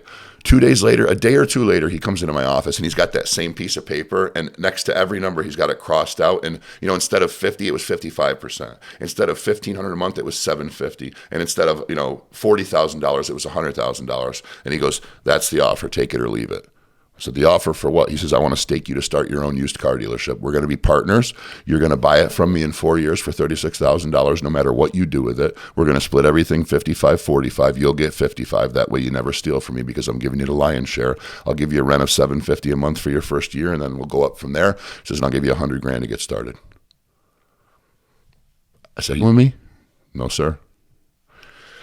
I said, can I have 24 hours? He goes, yeah. And I said, and the only reason I'm saying that is because I did not expect this today. I'm not quite sure how to process. Everything in me tells me yes, but he goes, take 24 hours. We'll talk tomorrow.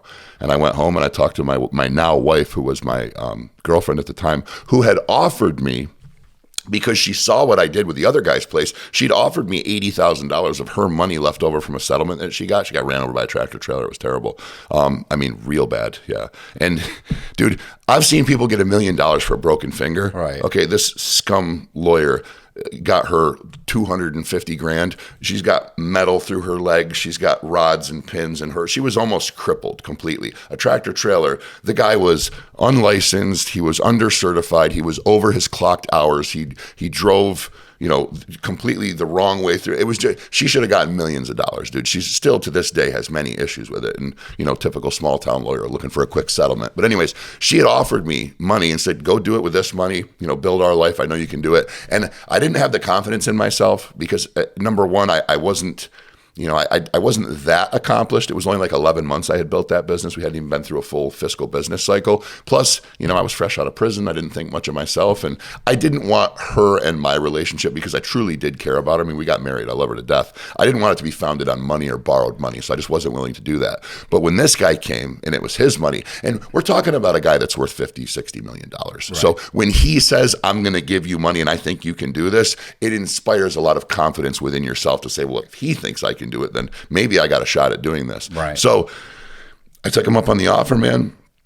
And it was just piece by piece, brick by brick. I was still working for him, calling the DMV, finding out what I needed to do to get my license, shopping around insurance companies, trying to get bonded, trying to get lines of credit, just trying to put all the Legos on the board to build the foundation and build up from there, man. And, a year in, we made a couple $100,000. 2 years in, we opened a second store, made $500,000. 3 years in, it just went up from that. Now we have 3 stores. I bought him out in 2020. The company's the highest rated independent used car dealership group in Central New York. The company's been valued at over $12 million. And it's strictly off the back of hard work, man. It's just hard work and discipline, and nothing more than, I'm not a particularly good car dealer. I'm not good at turning inventory. I'm not good at policies, procedure. What I'm good at is training salespeople. The people, when you come into my store, within 5 minutes, you're qualified. We know what you're looking for. We know what your creditability is. We know what type of inventory we do or don't have for you. Like, the sale is over within the first 15 minutes. The rest of it's just test driving the car and facilitating the paperwork. And people would come into my stores, and the vendors, and people would be just be like, what? They would hear my salespeople talk, and they'd be like, who the hell taught them to talk like that? Well, I did.